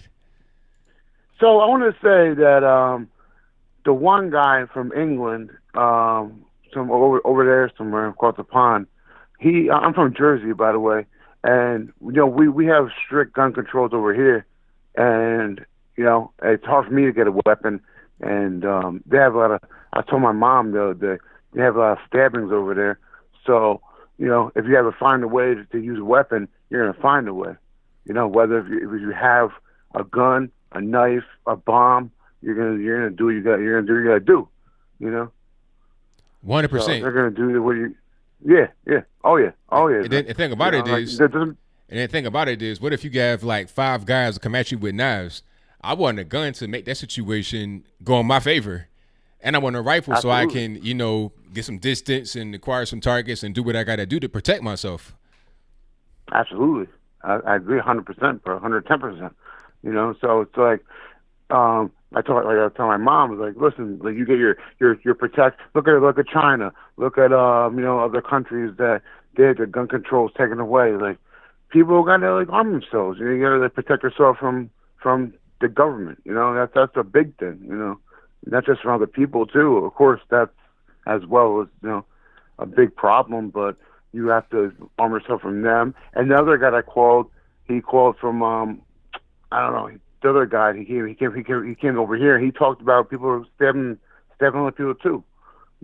So pretty much, I think you gotta we can't take our rights away. We gotta protect ourselves as people, as common folks. Just gotta do what you gotta do. New York City, it's a wild city. So we just gotta just do what you gotta do, and help each other out, man. Absolutely, man. 100%. Yeah, love talking to you, man. Love thank you so much for answering my phone call. Thank you for the call, man. Definitely appreciate you. Yeah, dude, you're the man, dude. Love you. All right, See man. you, buddy. Thank you. All right, buddy. All right. Shout out to the caller. Most certainly appreciate him. You guys are great. I appreciate all the support, all the calls, everybody that subscribe. I thank you all for doing what you do. You guys really helped change my whole life. You don't even know. But let me get to my next call. 828, you're on the line. Who am I speaking to? Hi, this is Janie from North Carolina. How are you? Everything is great. How about yourself?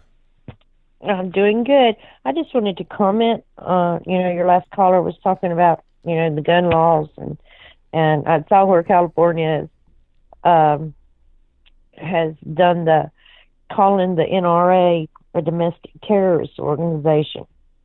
And, I think that every 4 years, it seems like they go up for the gun grab, always going for the guns. And I think, you know what?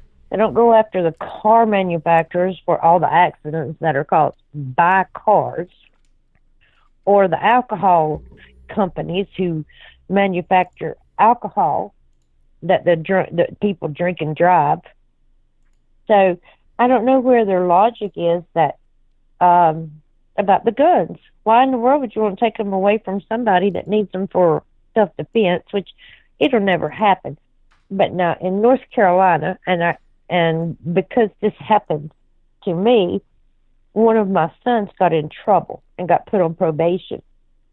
All right, they come to my house, and they came through, and we did have a rifle, a little .22 rifle in the house, and a crossbow, which both were mine. But I had to take them out of the house and take them somewhere that night. They would not even let me, as the homeowner, have those guns in my house because he was on probation. Wow. And yeah, and it was just a misdemeanor probation, but they sure did. They told me he could not be around any kind of guns or anything, and so that I had to remove them. So I don't know how it is in other states, but that's the way it was here. And his was just a misdemeanor drug charge is what it really was. But, they just made him take them out of my house. But I just think that it seems like when we're getting ready to have elections, there's more shootings. And, for regular people like myself and like yourself, I just don't believe I would give my gun up. If they come and say, oh, we see that you have a 40 caliber registered to you, we've come to take that gun because of something. Don't they can implement a law where they can go through and take your guns like they did during Katrina. And they went in the cities and started taking people's guns. And then they couldn't protect their homes. I think that did happen during Katrina. Yeah, but, I believe it did. I don't think I've said much about that dive boat accident. No, I didn't actually. There was a dive boat out off the coast of Santa Cruz, and there was like 35 people on that boat, and only 5 survived. Yeah. And I saw a clip where the Coast Guard says that whatever was on there kept exploding. They couldn't put it out. And that somehow the ones on top had tightened the thing to them. People couldn't get out, even if once they got awake. But I think there's something behind that. I really think that in time we'll find out that somebody was on there that somebody else didn't want to say anything. It could have been because it could have been because that whole thing seemed kind of different. I heard like the 911 call. And the person was asking the crew that jumped off, can you get the door unlocked? Is there a fire extinguisher? Because you get people in the below deck that were pretty much just trapped down there, and they burned alive. It's really unfortunate. So there could be more to that. I think there will be. I think there's just something really strange about that at 3:00 in the morning. And why would they have the hatch locked? Period. Yeah, right. So that somebody beneath it couldn't come up. But I saw where it was like 5 members of just one family. Wow. But they haven't released the passenger list yet. But that's about all I have to say. You done went through all my little notes tonight, so everything's good. I appreciate you, and I appreciate your listeners, and all the people in the chat room. The other thing, that was Michigan. Michigan has banned flavored vape juice for those e-cigarettes. Oh, really? Okay. Yeah. It's the first state that has banned the different flavors because they say because of the flavors, makes children want to smoke them. But they legalized marijuana. Right, exactly. It's going to be the same kind of effect right there. Yeah, that's just kind of weird. You legalize pot and take away e-cigarettes. Yeah, it's kind of crazy. You have a good night, ABL, and I appreciate all you do. All right, thank you for the call. Definitely appreciate you. Bye-bye. Yeah, that's a good point. You're going to legalize weed and then criminalize e-cigarettes. Like, kids don't want to smoke weed. I mean, that's kind of wild. But, hey, it is what it is. I guess you're saying that, weed is better than tobacco. I don't know. It's weird. But anyway, shout out to you guys for the super chats. Thank you to Kingdom Kid, who says, can the members of the NRA enter into a class action My thing, it crashed on me right quick. That was weird. I'm reading it and it just crashed. Okay, try this one more time. Kingdom Kid says, can the members of the NRA enter into a class action suit for defamation since they are being labeled terrorists by default? They could. That's a very good question. I'm not really sure how that would actually work out, but they could. And I think that they should, because that's crazy for California to just say, oh, that's a terrorist organization. I mean, what evidence makes you say that? You know, Antifa, there's much more evidence there, obviously. The NRA are just advocating for the rights of citizens to be able to bear arms. The Constitution, what are Antifa doing out there being violent, beating up people and whatnot, doxing people, but that's a different story. But thank you for your donation, Kingdom Kid. Shout out to P. Spence, who says, love your channel. I support Second Amendment. Thank you for your donations. I most certainly appreciate it. Thank you to Patty Kistner, who says, I just want to say thank you, ABL. Come here for the real news. With the heart emojis. Oh, I appreciate you for your donation and your very kind words. I'm just here just, giving you the reality from my point of view, how I see things. And I like that you guys really like what I'm saying. But I think I have time for one more call tonight. Let me go ahead and get her done. Let's go to 203 on the line. Who am I speaking to? Oh, you're Kevin from Connecticut. All righty. What's happening? Oh, yeah. Everything's all right so far. Pretty good, sir. How about you this evening? I can't complain too much. Just hanging out. Yeah. The thing is I like to talk about this Second Amendment thing going on here. The thing is that every time I hear about this, it takes me all the way back to when our founding fathers sat down and thought and wrote down the Constitution.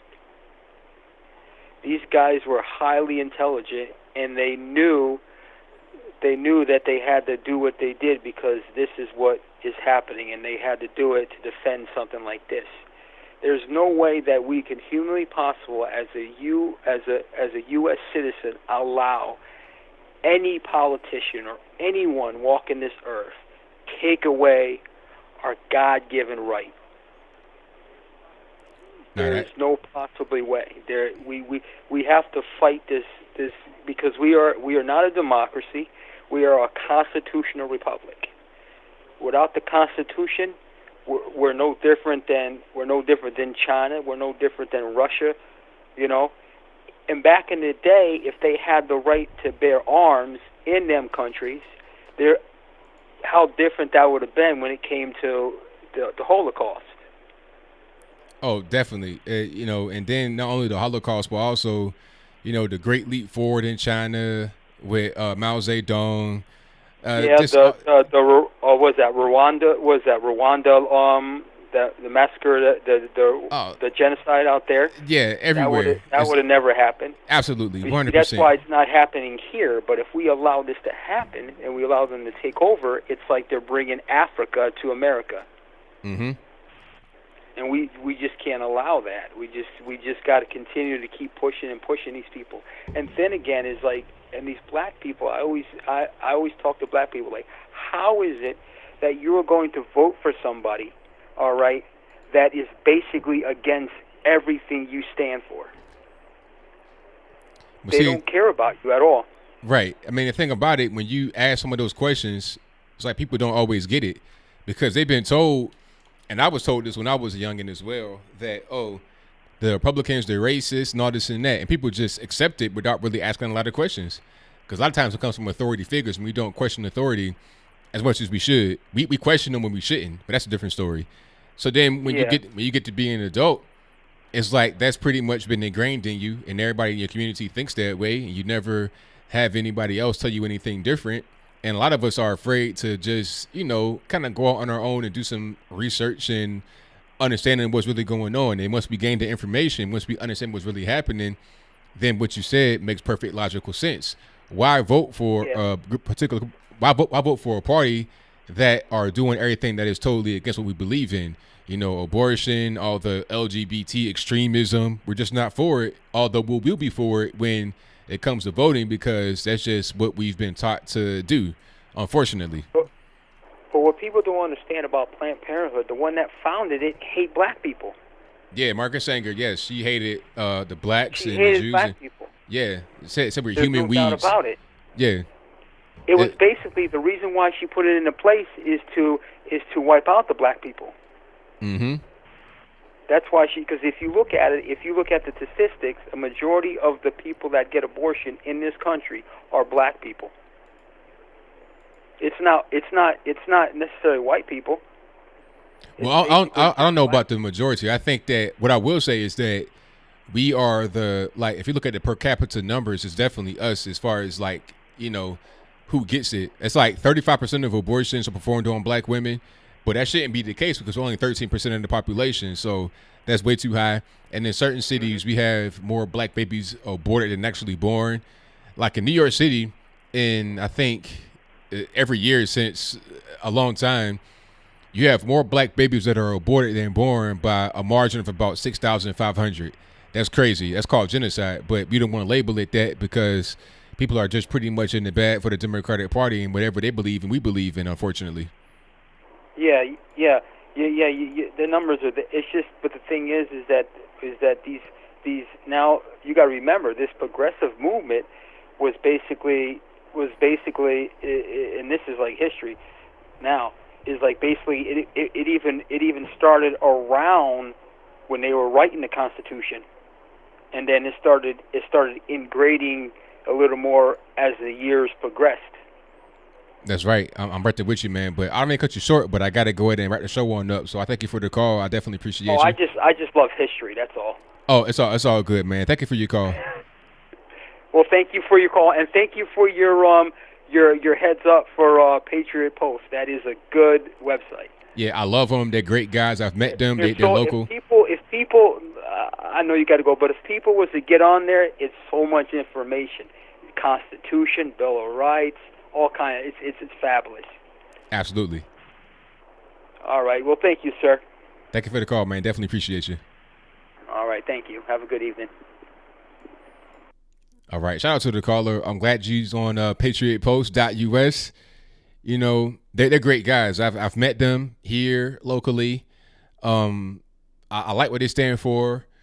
You know, I get emails all the time from people that say, hey, you want to do business, you want to do this, you want to do that. But with those guys, I'm really confident in them. So I'm glad they're one of my sponsors because they're great people, great website, been around for a very long time, like 20 or more years. Fantastic people. So shout out to the patriotpost.us. But that will be a wrap for me. So thank you all for being here. I definitely appreciate you. I'll be back live on Saturday of this week at the same time, 8 p.m. Eastern to 11 p.m. Eastern, doing a live call-in show. Like I said, I'll be traveling coming up in October. I'll be going to the Black Leadership Summit with Turning Point USA from October the 3rd through the 5th. October 10th through the 12th, I'll be with the American Priority Fest. That's going to be in Miami, Florida from October 10th through the 12th. And then October 26th, I'll be in Nashville for Politicon. So DC for Black Leadership Summit, October the 3rd through the 5th. Miami, Florida, October 10th through the 12th for American Priority Fest. And then Politicon, October 26th. So that's what I'll be doing coming up. But I'll be probably doing some streams and all that kind of stuff from those events, so you won't miss any content. But that'll be a wrap for me. I will see you guys next time. Shout out to the moderators for holding it down and doing a good job getting them trolls out of here. We got Michelle A, Bill from the Hills, Ansel, Elijah Jean, Shreebs, everybody that's in here, T-Pain, all you guys, I appreciate you. Shout out to everybody that donated through Super Chat, through Patreon, PayPal. Shout out to everybody that watches. And if you are not subscribed already, please subscribe and click the bell right beside my subscribe button. And what else I got? Shout out to Andrew J for the Super Chat who says, I wear my ABL shirt every Wednesday. So should you. Hey, I thank you for that. I really do. Thank you all for buying the merchandise. That helps out a whole lot. But that's all I got for now. So until next time, y'all be safe. I'm out. And peace.